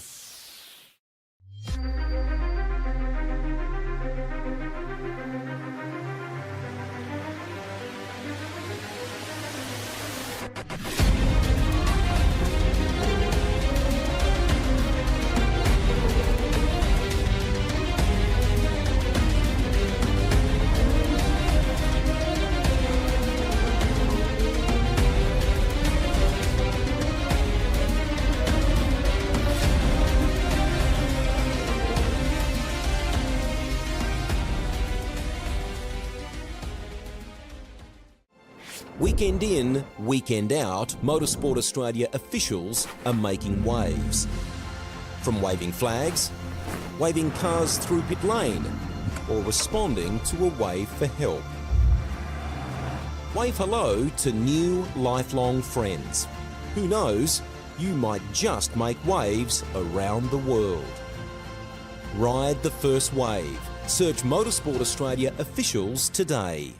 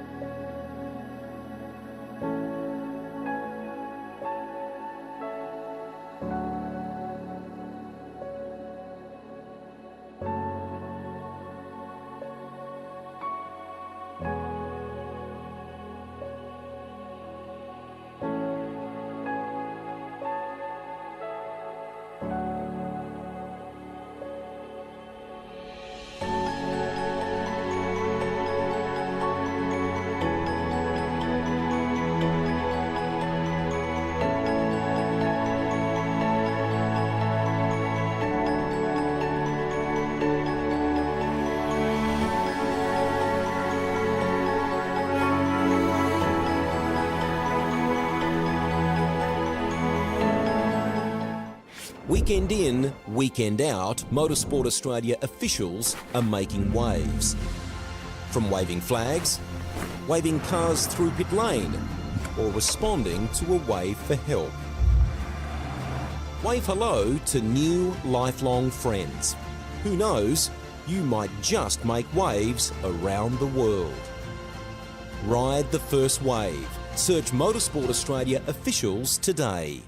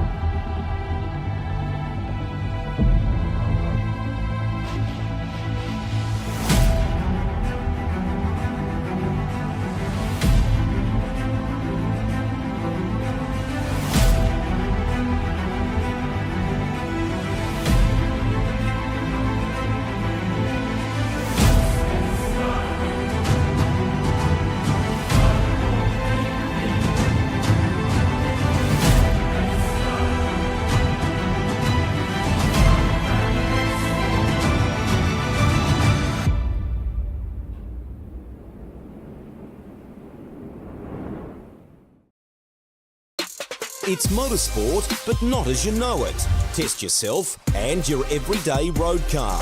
Safe, affordable, but most of all, fun. And all you need is your daily driver. Experience the thrill of a sprint day. Race against the clock at a hill climb. Or test your reflexes with an auto test. It takes just 3 simple steps to get started.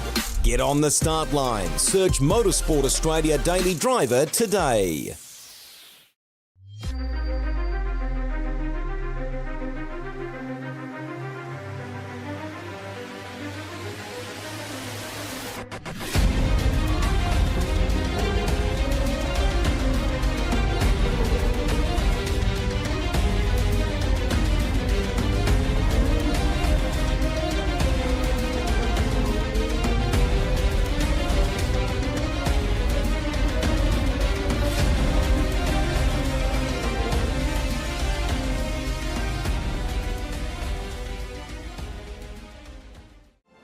Weekend in, weekend out, Motorsport Australia officials are making waves. From waving flags, waving cars through pit lane, or responding to a wave for help. Wave hello to new lifelong friends. Who knows, you might just make waves around the world.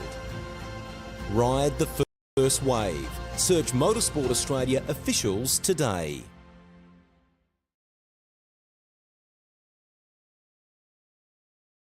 Hello everybody, we are back for the final time here. Just want to talk about Driver of the Day nominations so far. Somebody's going to have to tally them all up, but we're seeing a lot of Driver of the Day Womble nominations, but Womble's not a valid option for tonight's event, unfortunately, because Womble wins so many Driver of the Day awards that we've just taken him off the list now. But we see Drive of the Day Wakey, Drive of the Day Wakey, Drive of the Day Womble, okay.